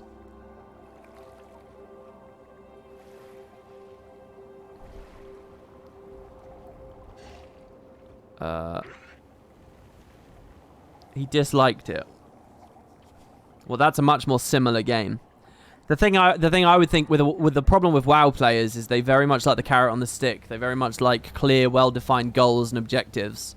And, you know, I think you'll have a really good honeymoon phase with Guild Wars 2 because there's so many years of content that people have missed, so they'll have a long time to play through it all. If they end up deciding, right, I want to go through the whole story journal, for example, if they can be compelled to do that, you get a really long honeymoon phase. But at the end of it, realistically, this is not a game that does progression well at all. And I think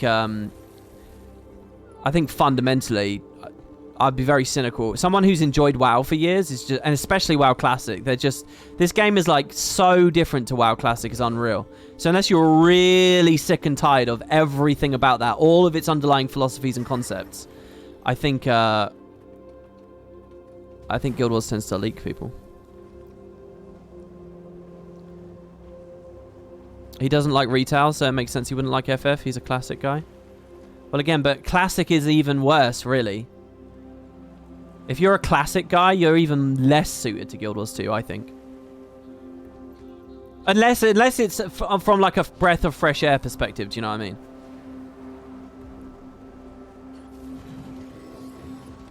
Because nearly every way that retail stepped away from Classic ideology is something Guild Wars did. Oh, are we down on the ground, not high up?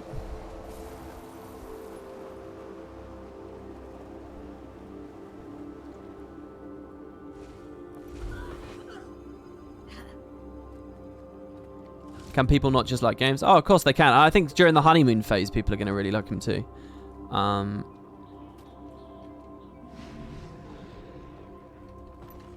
No, it's not great. Is this a supply run? I don't remember there being a supply run on this one. Speak to me. Oh my god, it's a supply run. Do you guys want to gamble 6 minutes? I like how there's one person who tried this today. One guy. Oh, no. He's rank 40 today, so he's just on... He's either in Spud the Guild or he's on my friends list. I don't really want to do a supply run. I want to do a Griffin race. Or am I misremembering and they just didn't do one on this map? I could have sworn there was one up in these areas. Oh, crap. Alright, well, we'll restart it and we'll try it out. I mean, why not? These always feel weird to me, like really stressful. I get really stressed out on these. Should we take it easy and just try and skimmer our whole way through it just to get a lay of the land? I mean, skimmer's gonna be okay. Because there's a lot of watery pools.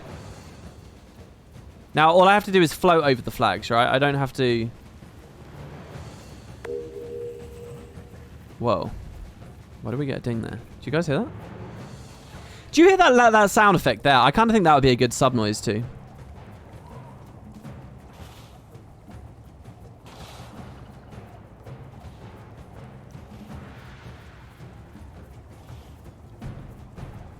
If any of those WoW refugees, by the way, have any interest in Guild Wars or questions about Guild Wars, if you don't know me, which is probably a good chance you don't know me, I've been playing this game. I've been covering this for a decade, so I've got an okay perspective on the game, and I can sort of tell you basic things about it. So this one's high, so we can't just skim around everywhere. I'll be much better with chat once this adventure's over. So. He's okay, I guess. ... My own community hates me as well, so, you know, I'm not going to get any... This is why I have to be extra arrogant, alright? I have to show my modesty as much as possible.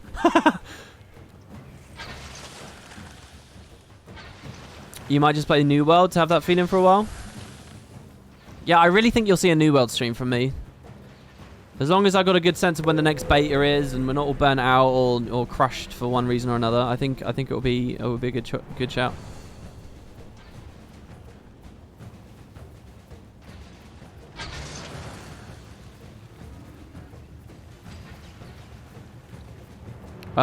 Is the story going to end with this expansion? I'll assume that's a sincere question. Kind of this story world. For all the years that Guild Wars 2's been out, it's been a simple story about there are like these primordial forces of the world, like super ancient and super dangerous. They're dragons. They're the elder dragons, and there's 6 of them. And through the entire story, it's been about fighting those dragons. Like, it takes years to kill a dragon. Like, it takes tons of patches and full expansions before you'll see a dragon die. And we're currently at 5 out of 6 dead. The next expansion that comes out early next year, that is the final dragon. It's been a story in the making since 2008. And the expansion's called End of Dragons. So it's pretty exciting from that perspective. No one really knows where the game's going after that. They have confirmed that the game goes on, that Guild Wars goes on. But the entire identity of this franchise, really... Well, no, not this franchise. This game has been about fighting the Elder Dragons. And in about 6 months, the X-Pack's going to come out, and that story will be over. And it's like, whoa, where does Guild Wars 2 go after that? So, I mean, it's either a really, really good time to get into the game, because we're on the cusp of some whole new world and some whole new era, or it's a really bad time because they'll lose their focus and they won't know what they're doing, and it's kind of done. So, it's kind of your choice. But the big climax, the conclusion to everything, that is the End of Dragons expansion. And that's what's coming up. Isn't Aurene the 7th Elder Dragon? I mean, Aurene's kind of a new wave, yeah. So, I mean, you could call her a 7th if you like, but she's not what the game has been about fighting. She's not one of the 6 that it's always been about.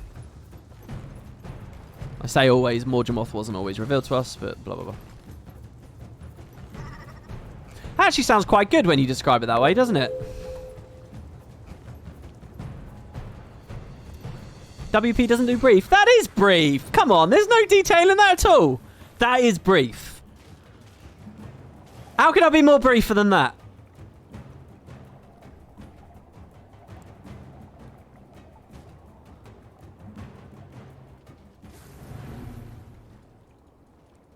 Oh my god, we got gold. Why did we get gold? I did that so slowly and lazily. Alright, well, fine. Beautiful.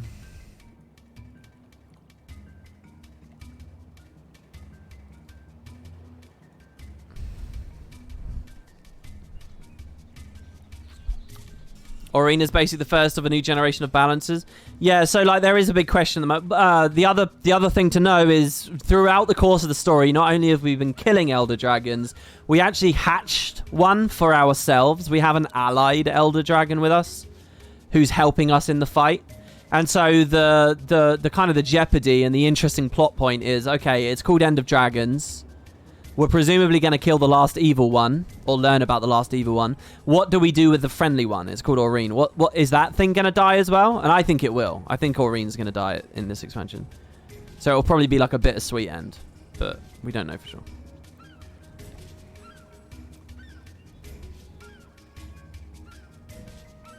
Okay, side stories.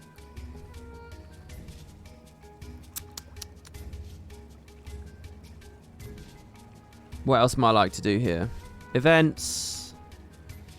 Do you want to do the story missions? Well, it says complete any race event. How often did the race come up? The race is, the race triggers over here, doesn't it? It's interesting. They never did a race adventure, but they did do a race event, right? Is it that exit or is it this exit? It's somewhere around here. And you sail around and the sharks can attack you or the dolphins. They said they wanted us to do Renown Hearts too, right? So I'll do this one. Kill her and make legendary weapons from her corpse. Yeah, they're adding new legendaries based on... Why am I stuck walking? There we go. Based on her. Which I think is pretty lame because I don't think she's that cool, but... Whatever. Man, I do not remember dyeing my Jackal's eyes to look that cool, but suddenly I really love them.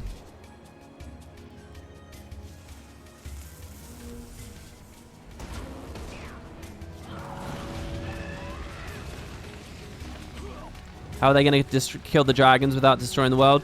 Well, okay, to bring it down a little bit. I don't know. Am I pitching End of Dragons to people right now? Is that the mode I'm in? To bring it down a little bit, the last 2 bad Elder Dragons we killed, they'd set up a story where like reality would fall apart if these things were destroyed, like in an improper way. And then they just completely forgot about the plot point. So we just killed 2 at once in a recent patch. 2 of them died at once. And nothing bad happened really at all. So now it's like, did they forget about that story, or is there a bigger thing going on and they'll just reveal it to us in the X-Pack? No one really knows. I kind of think that there'll be a... We'll find out in the X pack that the Canthons have done something. You know, they've managed to absorb it. The Dragon Jade or whatever, this June inventor's done something. I think they will resolve that, to be honest. In fact, they're already kind of teasing it at the moment. They didn't really address it in the patch. They did like the smallest little, most token answer you can conceive of in the patch. It's a far cry from all the insanity that was going on in Season 4 when they were properly embracing the idea it would be the end of reality. And ghosts and undead and stuff were appearing all around the world, and like when Gwen started appearing. It's very, very different. Okay, so we do 1 renown heart there. Did you miss the elite speculation? A little. I mean, I was only a few seconds ago. I'll talk about it more if you want. We can put another image on screen if you guys want. Do you guys want to do that?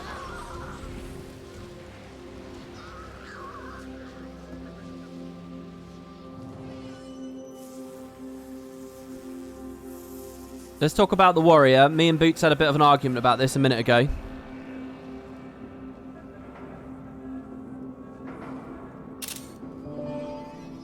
Okay, so this image...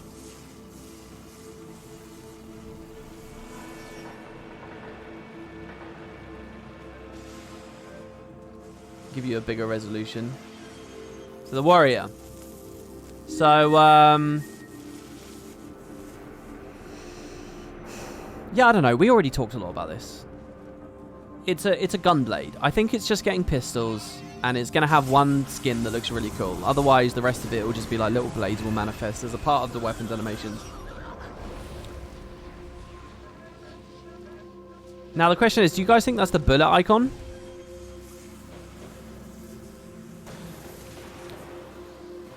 Did you stop talking about the end of the story? You're currently in Heart of Thorns. Oh, you're trying to avoid spoilers, are you?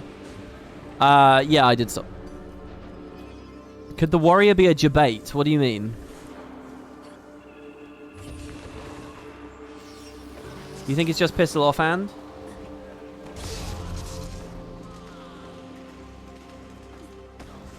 Pistol offhand would be really lame if adrenaline works the same, because... oh, hold on. Let's kill those inquests because we need events done. It would be really lame because if adrenaline's the same, that would mean you wouldn't even get a burst with it. I really think that you should get a burst. Oh, we got to climb up quite high if we want to do that, and we're in combat, so we can't. Hold on 1 second.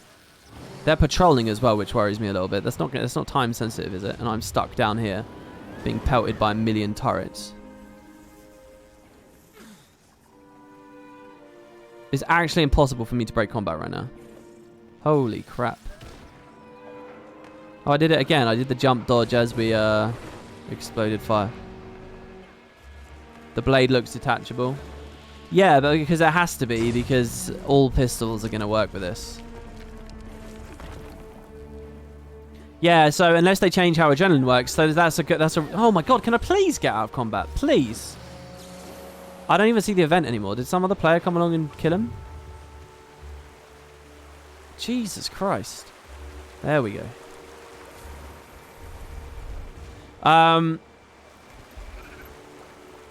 What was I saying? Yeah, if adrenaline's changing, how would it change? In what form would it take?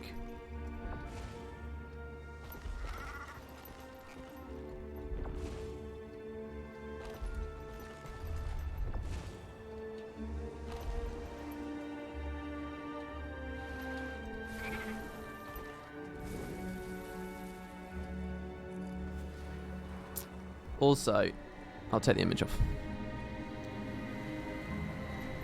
Okay, we've managed to climb up. I always forget how much content there is up here near the city.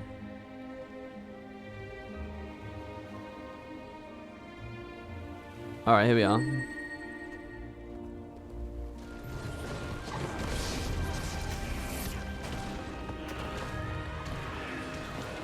Spitting Llama just gifted 5 subs. Thanks very much, man. 5 people just got lucky. You might want to alt-tab back and see if your name's on the list. Congrats. If anyone wants to show some of the emotes off.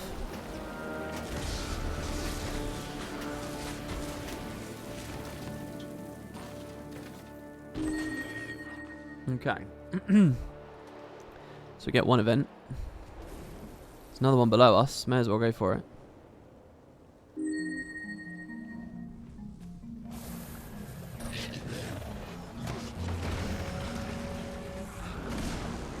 Oh, damn. I was hoping that Shocking Aura there would stun them all so that I wouldn't get interrupted during that overload. That Earth overload would have been really nice. We're actually getting destroyed because of that immobilization. Oh, and I got blinded on Signet of Fire. Do you know what? I shouldn't have tried to Earth overload there. I should have immediately Warhorn 5'd to put a blind field up. Holy crap, these things. Why am I not regenning? I should have put the blind field up, and then I should have overloaded. And they'd probably all be dead right now, but instead I had to swap out, otherwise I'd die. Let's get a Fire Ellie up as well. This is actually not bad. This might be a good place to come test the elite specs when the beta comes out in a few days. Few days. When is it? When is the next beta, guys? How long are we waiting? What order is everything coming in? Is it DirectX 11 first and then... Like, is that corrupt? It is corrupting. That's why I just got feared through my stab. Jesus. And he summoned so many mummies there.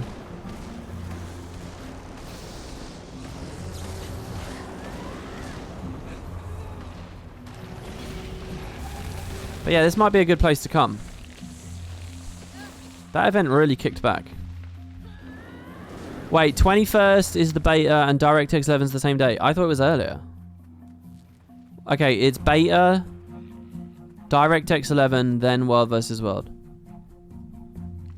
Will there be a teaser stream for the elite specs? What do you mean a teaser stream?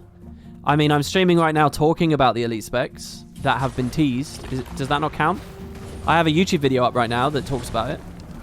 Like a little mini podcast with Boots. Does that not count?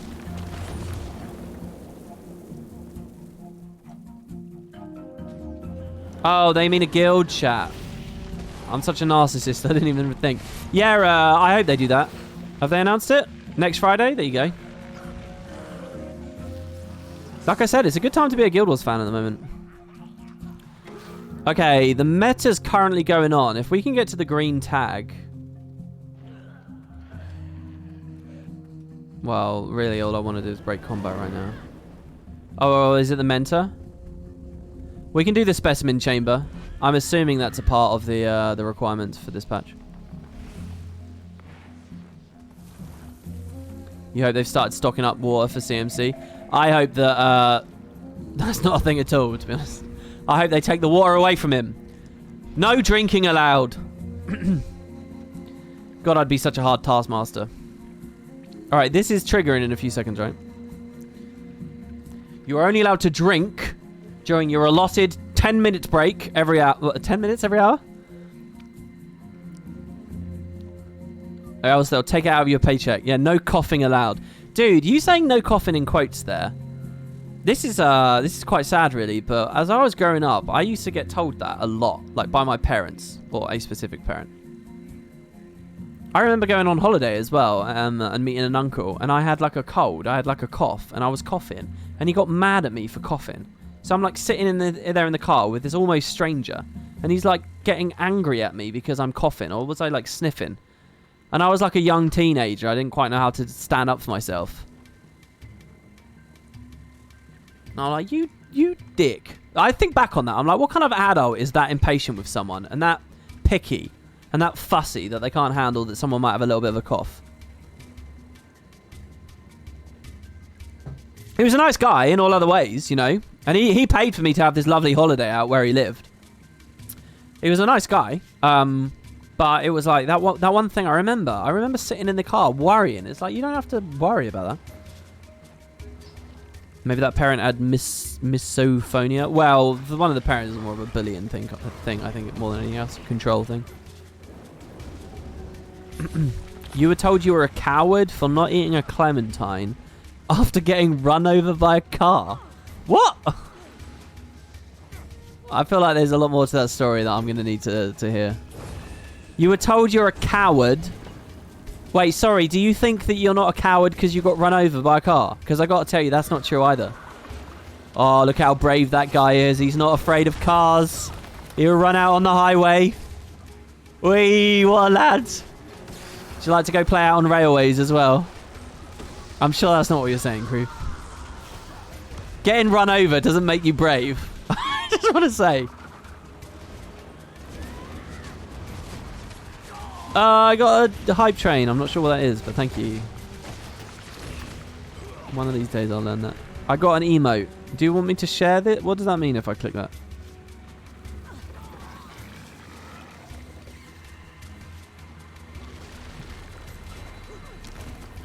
Anime origin story.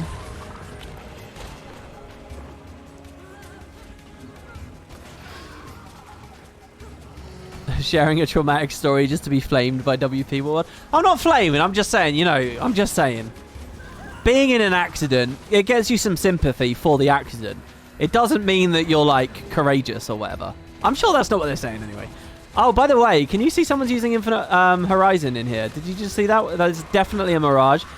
But long-time viewers of my stream might remember I came here. This is like a really good farm. You can tag a lot of mobs here. And particularly if you do an endurance build on Mirage with a greatsword. And someone's doing it. Who is it? It's this guy over here. See this dude? He knows what's up. I kind of want to see if he has endurance food. You see all the pink beams coming? That's him. This is Nikastra. Why this is so good is it's a good karma farm as much as anything else. You can just tag so many things. That's why these engineers are dropping turrets around as well. My build's okay. I'm only really here for the season of the dragon stuff.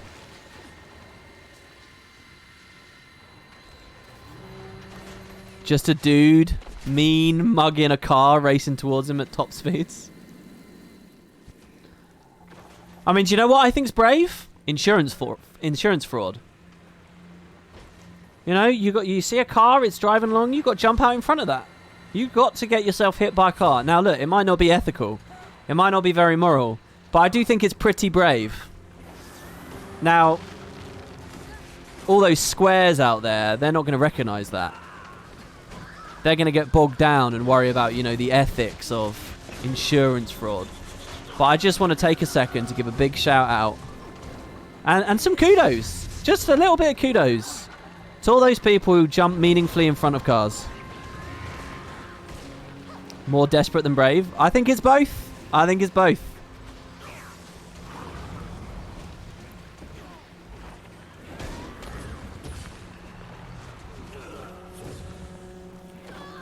The ethics of throwing yourself in front of a moving vehicle, that's the concern?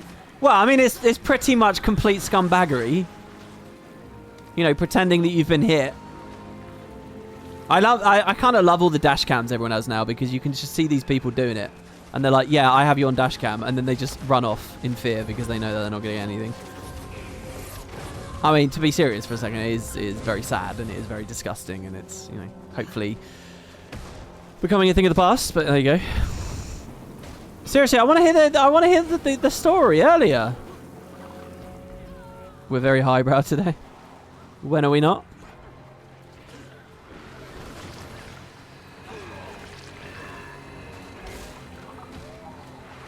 How long has the event got? 2 minutes 30.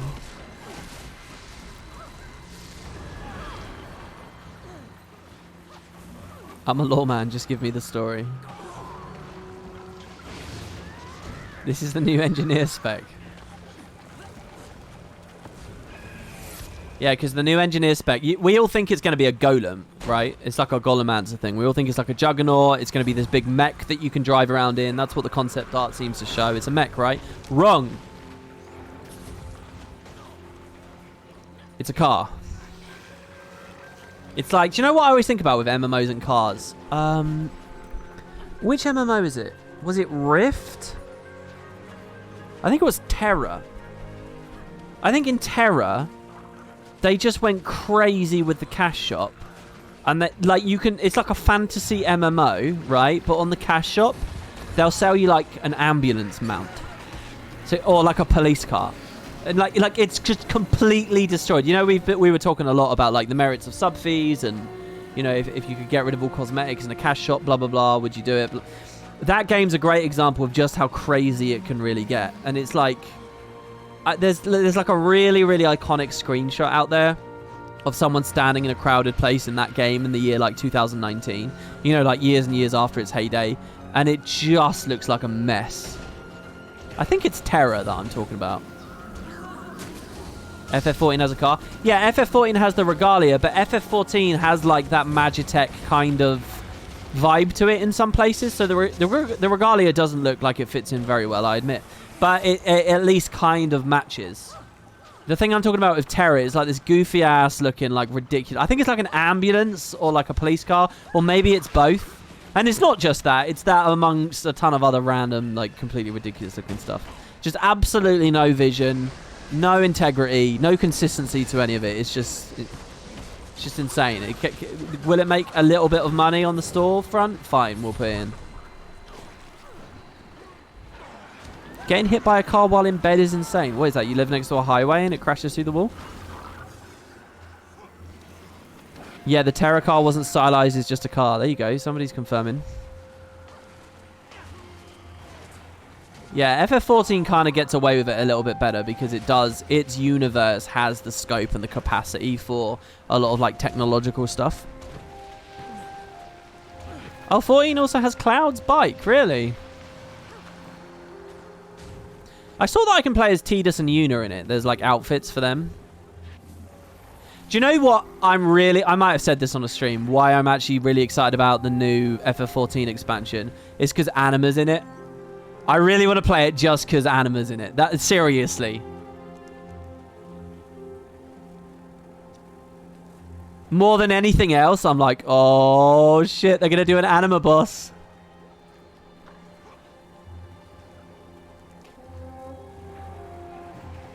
You were saying you wanted Animus before the announcement? I mean, it looks so good too, right? It looks so good. I don't know what the lore is and how, like, Rabanasta and stuff ended up in that MMO, so I don't know how Anima's going to end up in the MMO, but I'll just go for it anyway. I'm along for the ride. How much further am I? I'm no further. I'm at the start of Heavensward. Like, I'm in early Sea of Clouds story. In fact, I did Sea of Clouds, and now they've put me in another map, an icy map. I was going to stream FF14 today. Really. I was very close to doing it. Like, as I was turning this on, I was thinking, should I do FF14? But I still have a lot of Guild Wars catching up to do, and I feel a bit guilty that there aren't that many Guild Wars videos on my channel at the moment. So until there's like End of Dragons dailies kicking up and, you know, being nice and regular, I feel a bit weird doing alt games. So I picked this. Why are we playing episode 2? Is WP behind on current events? No. Well, yes, I am, but episode 2 is the current thing. What are you talking about?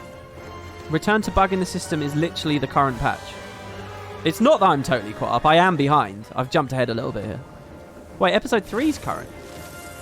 Oh, it's just not filtered into the section, has it? Oh, you're right. It's on bonus events. Oh, we could go fill these in then as well. You know, it scares me that I've actually been there as well. Let me eyeball mining, harvesting, and wood cutting. Where's the wood cutter? We'll go do those in a minute as well then. This meta's going really smooth right now. Is this just power creep even since the season 4 days? Oh, I accidentally went there yesterday. That's how. I honestly didn't realize that Long Live the Lich was current. Oh, hey, Kerry. Yeah, Kerry, have you already beat the Long Live the Lich stuff then? I don't remember her being online. I remember her doing this one. Because the past few we haven't done together. Oh, she has already done it.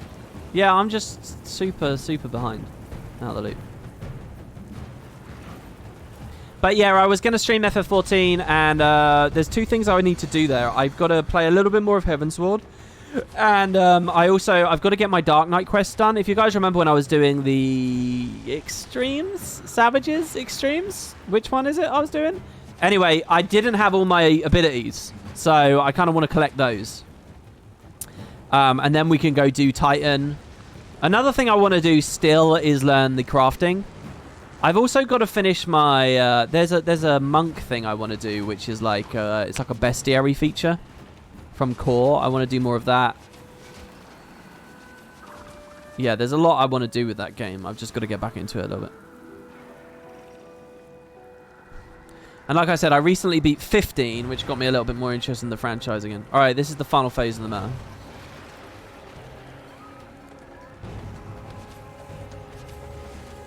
Oh, it was an extreme. Sorry, there you go. Yeah, extreme. It will go in eventually. The old man brain will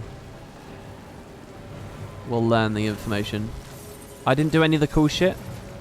Kerry, I beat the game. I haven't done the DLC, but I've beat the game. Can you guys explain to her? All right, she's telling me I haven't played the game. I've played the game. I've beaten the game. I'm allowed an opinion about 15 at this point. I've beaten the game. I didn't do the DLCs. You're right, but you know, I've played a good amount of it. I've got like 50 hours in it.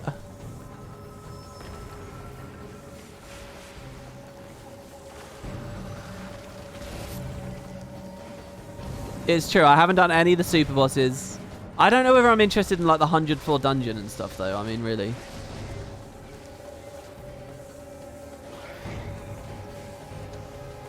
I didn't watch the 2 movies and read the 4 books. I watched one of the movies. Wait, there's 2 movies? What's the other movie? I watched the movie with Nyx and, you know, it's set in Insomnia and it's, you know, it's a kaiju battle movie basically where the old rule comes alive. The movie about the signing of the peace treaty. And Idolus.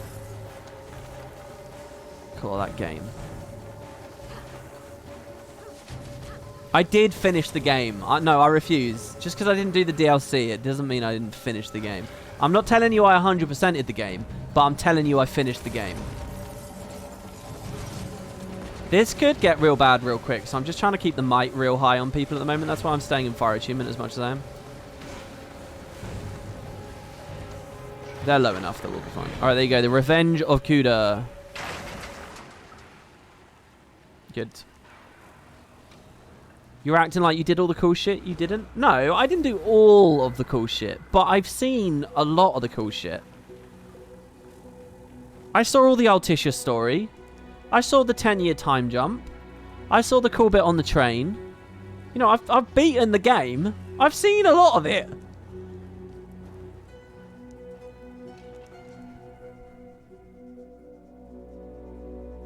Have you noticed that majority of Guild Wars 2 players greatly undervalue boon output and uptime? As someone who regularly raids, this has become very apparent to me. I think through various periods of the game's history, that's been true. But I don't know, if I jump into a strike, I think people are okay at composition at the moment, and they're okay at keeping boons up. In the open world, probably not.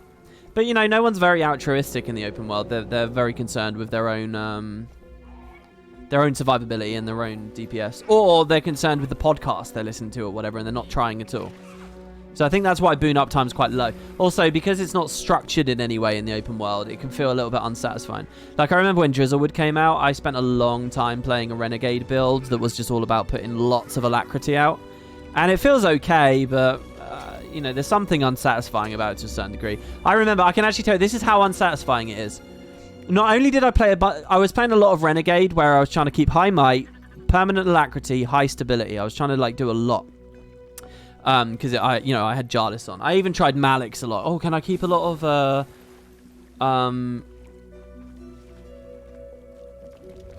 why am I forgetting the name? It wasn't Resolution. How am I forgetting the name? Resistance. Jesus Christ. How am I forgetting the name? I can even keep a lot of resistance up on people. That was kind of a thing for me. I might go back to that concept now that it's all changed. But anyway, I spent a lot of time doing that, and I also spent a lot of time on an Ellie build. Like, lots of might, because you can do obscene might on Ellie for open world, especially with heatsink. I spent loads of time doing that, and there was one meta once while I was on a Rev in which the commander of the squad, when we were, like, about to fight the Claw of Jormag at the end of the meta, the commander said, "Good support today." That's what they said. They said, "Good support today." And I thought, oh, yeah, I've had an impact. And I must have done anywhere in the area of 10 to 15 runs, desperate to be big on boon support. And that was the most I got. One comment from one commander at one time. And it wasn't even directed at me. It was just their observation that the support had been better that day. And I'm assuming there that they're not talking about healing. And I'm assuming there that they're not talking about break bar speed. I'm assuming there that they're talking about boom variety and, you know, high alacrity, good quickness, blah, blah, blah. And obviously I can even control that part. But yeah, that was my dopamine rush. And that, to me, is a pretty big sign of how little people care about boons in the open world. Let's kill this Choya Chieftain because it looks easy and doing events is a thing.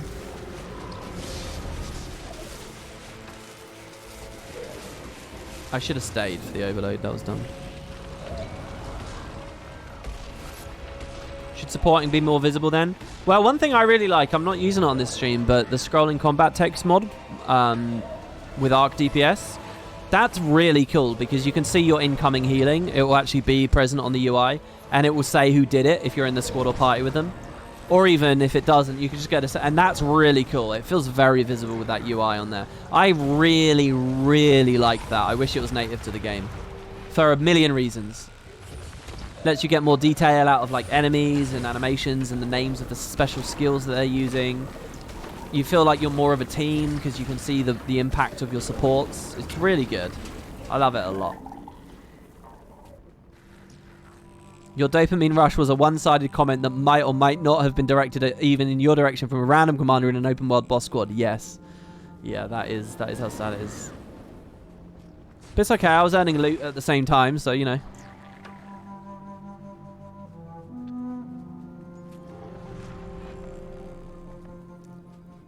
I will say, guys, if you are ever in the open world and it's like, wow, I've got high stability uptime, or I've got high quickness uptime, I've got high alacrity uptime. If you actually feel that in the open world, you should say something. Because someone's trying to do that for you. Someone very thanklessly is trying to do that. It's not like you're in a raid where the composition's been worked out and there's an expectation you do it or whatever. They're doing that purely out of altruism. They're not doing it because the event's going to fail otherwise. They're doing it because, like, they want you to have a little bit more fun or see bigger numbers, or like they're trying to play with a different build, and they will get no feedback that you've even noticed it. I think that's the depressing thing about it in the open world. You kind of get a sense that players aren't even noticing it. But it is what it is. It's not like I can just say to a stream, please be more, you know, verbal about it and anything will change. I mean, human nature is what it is. You're going to get sweet FA. Hey WP, do you use an MMO mouse? I do. I use a Naga. Sorry, I used a Naga for many years. I use a Logitech G600 now, which I do recommend instead. The thing is, I haven't... Do they still make G600s? I feel like whenever I buy one, it's like, this is the last in stock, be careful kind of thing. Maybe it's just a UK supply thing.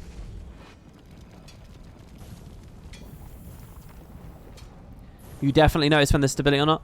I really like it when I know that there's knockback animations and I see Aegis pop. It's like you get a free block. That feels really good. That's probably the thing that feels best to me.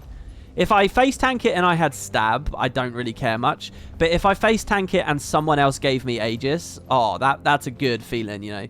That feels good at Ghost. It obviously feels good in structured modes where, like, you know, you're in a raid or whatever, or you're in a strike mission. But particularly in the open world. Yeah, I had to get mine from eBay when the old one broke. I don't think they make them anymore. Yeah, so I don't know whether I can recommend it, because I don't know whether they make them. I would also say, I feel like using an MMO mouse might have held me back. I feel like it's much better to learn modifier binds and keep as much stuff on your left hand as possible. It's better to be using all 5 fingers, all 5 digits, than just a thumb for like 24 binds or whatever. I feel like if you're doing anything really fast-paced, or you've got to react quick, or stun breaks and stuff like that, it always feels better if I try to shift it over to my left hand. Especially when it comes to like PvP and stuff. So, I don't know. Maybe that's just me.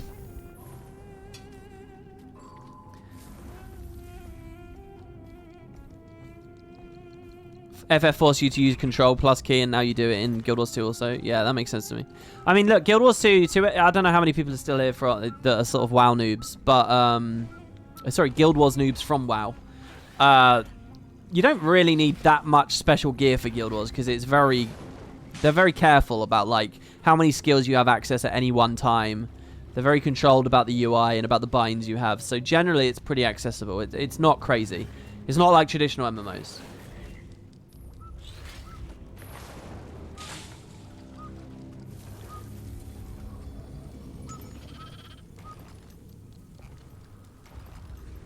So it opens up QA SFRT. I have a friend that uses ESDF. And I always feel like that's a good way to do it. I don't know. Do we have anyone that uses ESDF in chat?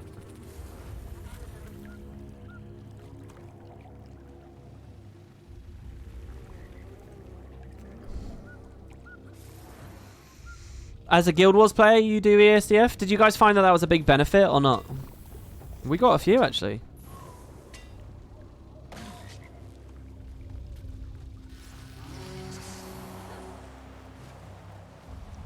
ArenaNet did a good job keeping the UI simple. Yeah, I mean, it's going to get a little bit more bloated with the next expansion because of fishing and skiffs. We do get another button and potentially more binds with that, but...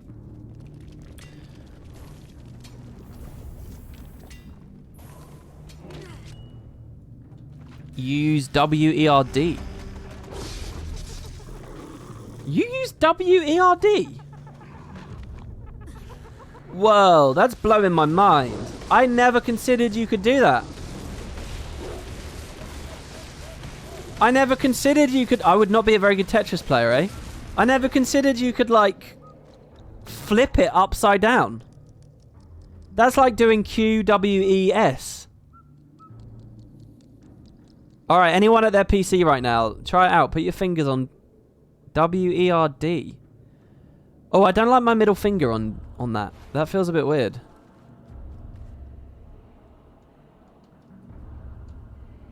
Oh, that feels really weird. Do you know, I had a conversation with some friends in Discord the other day.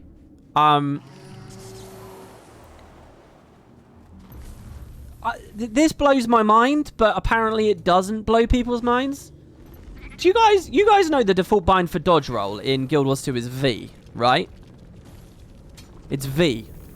I've always hated V as a default bind. It's always seemed crazy to me. Way too far away for something that you've got to do in the moment. It's like, what the fuck, V? So I always rebind it. I'm like, no way, that's too far off. I can't use V. And so I mentioned this in Discord, and they all said, what do you mean? It's really easy. And I was like, how? You got to stretch so far. And here's the thing, because I always would use my index finger. I'd stretch my index finger over to V, which isn't too bad, but in the heat of the moment, it's terrible.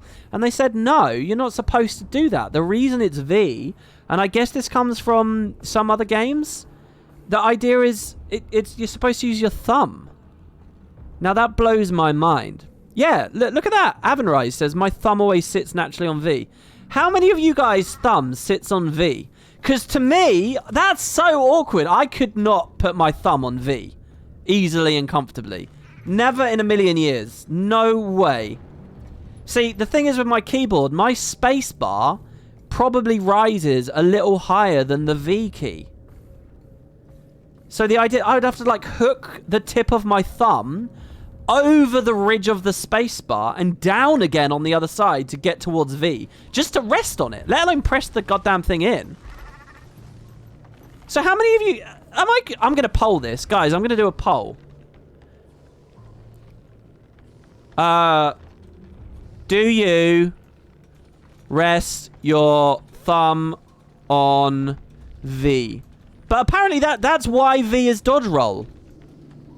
Yes or no? Okay, you got 3 minutes. Alt tab. There's a poll. I've got to see this. See, that's crazy to me. Am I the weird one? So that's why I don't use V. Oh, yes. The majority are saying no. I'm in the majority. It's okay. I'm the normie. This is good. Look at that, though. 34 to 66. There's a bunch of people right now that are thinking, what?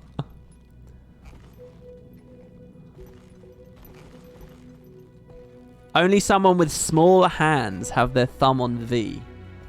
I thought you'd need big hands to have your thumb on V. Wouldn't you need big hands to have your thumb on V? Pure relief from WP being in the majority. Yeah, I know. Middle button's good for dodging. Yeah, I think that's a good one for dodging. I don't use that, though, because that was my old push-to-talk, as I mentioned yesterday. You can reach C easily, too. Yeah, I use C. C is easy on the index finger. I use C all the time. C is this utility skill for me, you see? So, C's fine. V's just slightly out of range for me. Like, I don't think I have it bound to anything, do I? I think it's literally unbound for me. Oh, no, it's cool target. Yeah, I do it for cool target. Because that's just the irregular kind of thing. And that's like a preemptive kind of thing. That's not a heat of the moment kind of thing, yeah. Sorry, I do use V. I do use it, but I use my index finger. I don't use thumb. Like, when I'm doing this right now, my whole hand is off the keyboard. It's just the index finger tapping down. Not a single finger is touching my keyboard. Not a single one. Except, obviously, index, hitting V. I thought V on thumb was normal. I'm not being contrarian. Well, yeah, I mean, that's why I'm doing a poll. Because apparently for a lot of people it is normal. And I just... You know, this is the nerd equivalent of do you stand up or sit down to wipe your ass after a poo. That's what this is.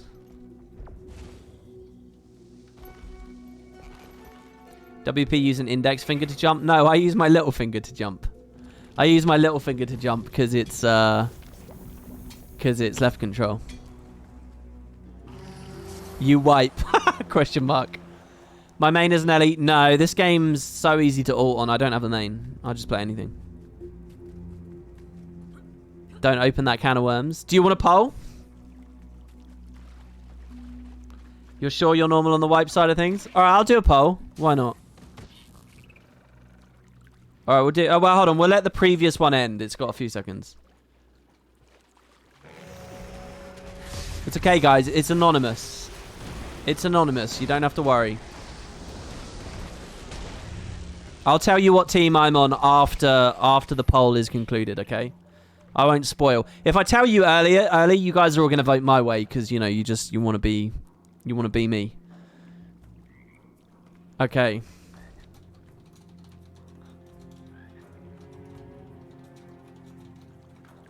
All right, do you stand or sit to wipe your ass? Stand, sit. Oh, I'm not allowed to type the word arse in the name of a poll. Content does not meet guidelines. All right, let's type bum. All right. Oh, it still doesn't work. What? You don't like the word bum? Question mark. All right, there you go. Are we invalid? We're not in accordance with guidelines? Seems like a crappy poll. There you go. So, do you stand or sit?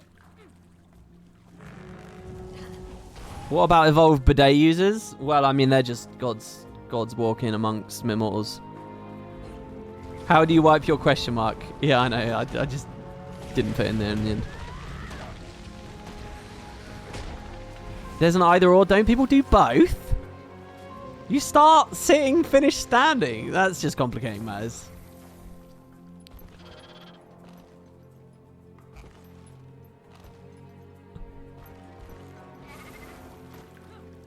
Oh my god, a lot of you are saying you do both. What is wrong with you all?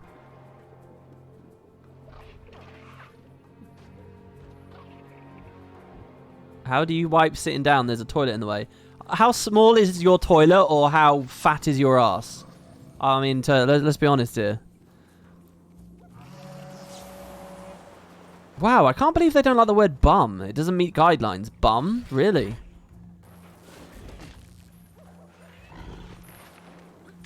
You can't tell me you start standing.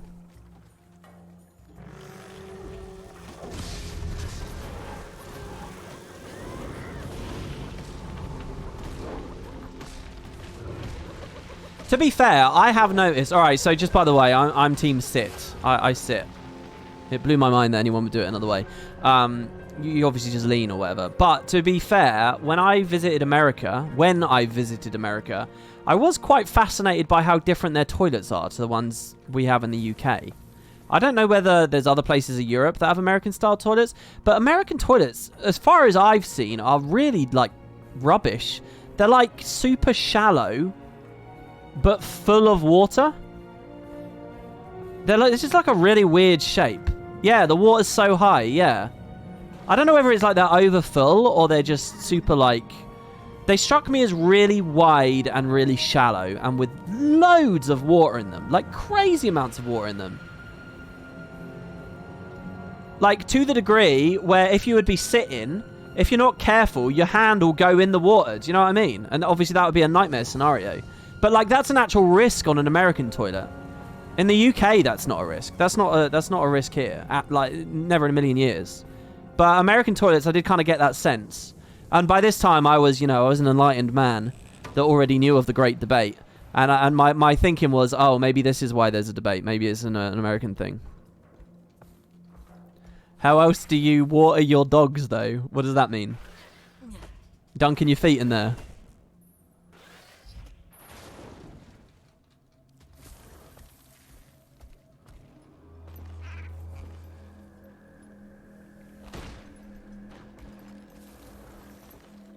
The waterline in the EU is almost at the downside rim. Oh, okay, good. So we got the woodland management. We got to do crops still. Just a few more, though. This is really nice. I like these objectives where I can genuinely hold a conversation with someone and just sort of zerg around, making real progress, though. It's not just wandering in circles in Lion's Arch. It's making real progress. Oh, wow. It was just one more. Okay, so we've done all the harvesting. We're caught up with the harvesting now. That's something, right, guys? I could finish this heart now as well. I think that's probably a good idea. All right, there you go. So that's 76% sit, 24% stand.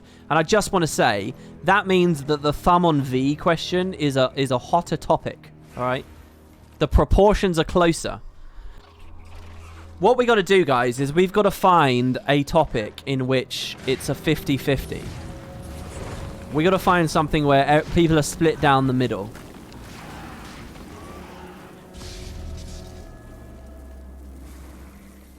What is the real debate? The real divide, the true divide. No, it's got to be something real. It's got to be like a behavioral thing. It can't just be like heads or tails. It's got to be like a behavioral thing.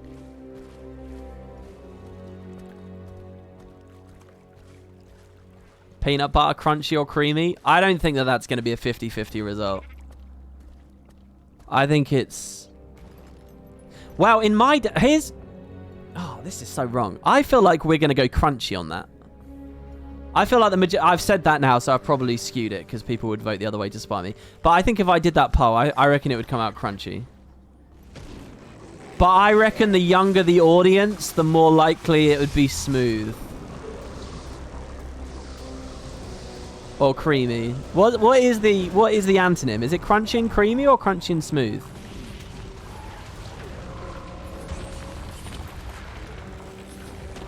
Which one of your fingers is longer, ring finger or index? Eh? Is that a real thing? Ring finger or index? People have longer index fingers. Who has a longer index finger than their ring finger?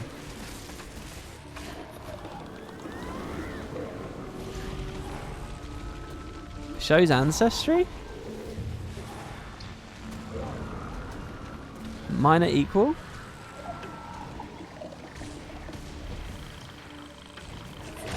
Do a lot of people seriously have that? I'm curious about that. Witch's hand is when someone's ring and middle are the same length.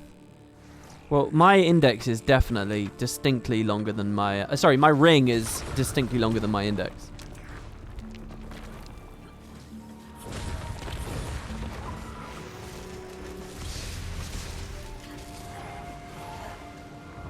You want to know which people lean towards? What feels best, odd or even? That's going to be even, surely. People like symmetry.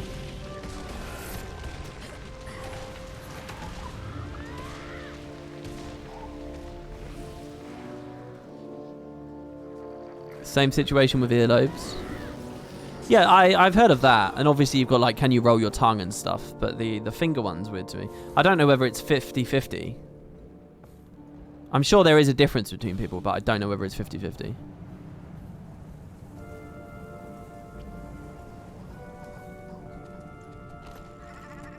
Yeah, I've never heard that idea of a witch's hand, by the way. Never. Do you think we can solo a champion sand shark?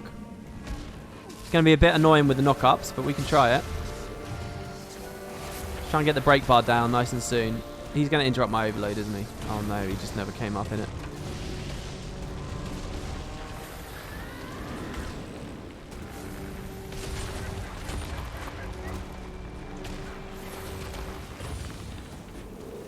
On Celestial Renegade, you could have without a doubt. I like how you've been boosting the Celestial Renegade like a lot, Cutgrass.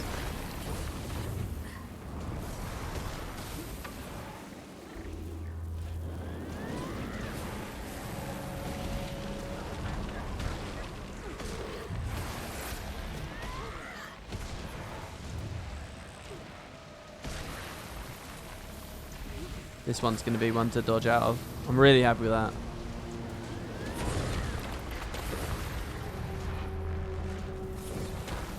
This thing's really tanky.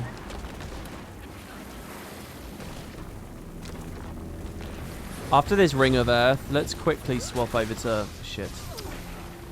Gale Song procced there, but didn't do much. Actually, oh, this is a fight where I should glide. There, if I took... some of the damage I took was full damage from the knockup. So I could have glided at the peak. Also, apparently our thing was obstructed, which is pretty lame.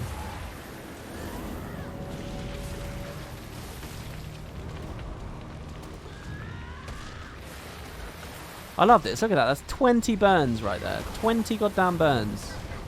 We're just doing basic stuff in fire. Let's get an Earth Elemental up. Take a lot of pressure off.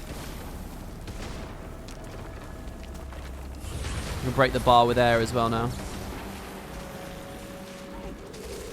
I actually broke that a little soon. It would have been nice to have done it after the air overload. See the quick overload come down there because of the quickness on the build, by the way. Many thanks to Boots. No glider for you. You prefer the Raptor? I do! But it is true. A glider is more useful in this fight than a Raptor is useful in this fight.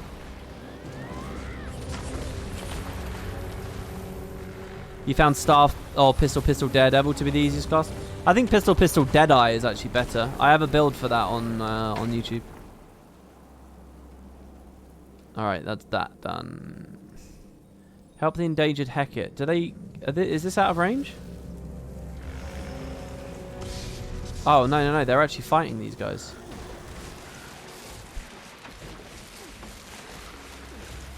I'm trying to, like, not go too far away because we're very far away from the heart right now.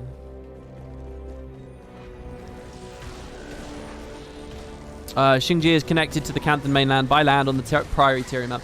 Yeah, I know, but I think that's just because... What you need to understand about the Priory map is that is literally just the texture that they made originally for the Order of Whispers globe. And the Order of Whispers globe was not meant to be scrutinized to that degree and has lots of weird inconsistencies on it. So it's a complete... Like, you don't want to look at it too closely, really. And... I would always say that newer information is more important than older information. And the newest information is if you go to guildwars2.com, you go to releases, End of Dragons expansion, you scroll down, they have a world map. They literally made press for the world map that you can already browse, and on there, it's not connected. So I would completely ignore a weird little aberrant thing on the Priory floor map. It's not anything to obsess over. It's not worth talking about. Because the official website has a map that was just made to support the expansion, and it doesn't show the land bridge.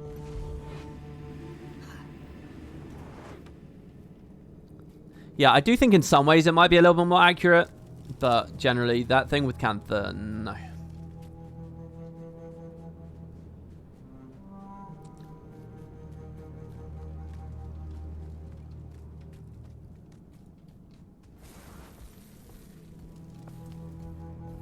Okay.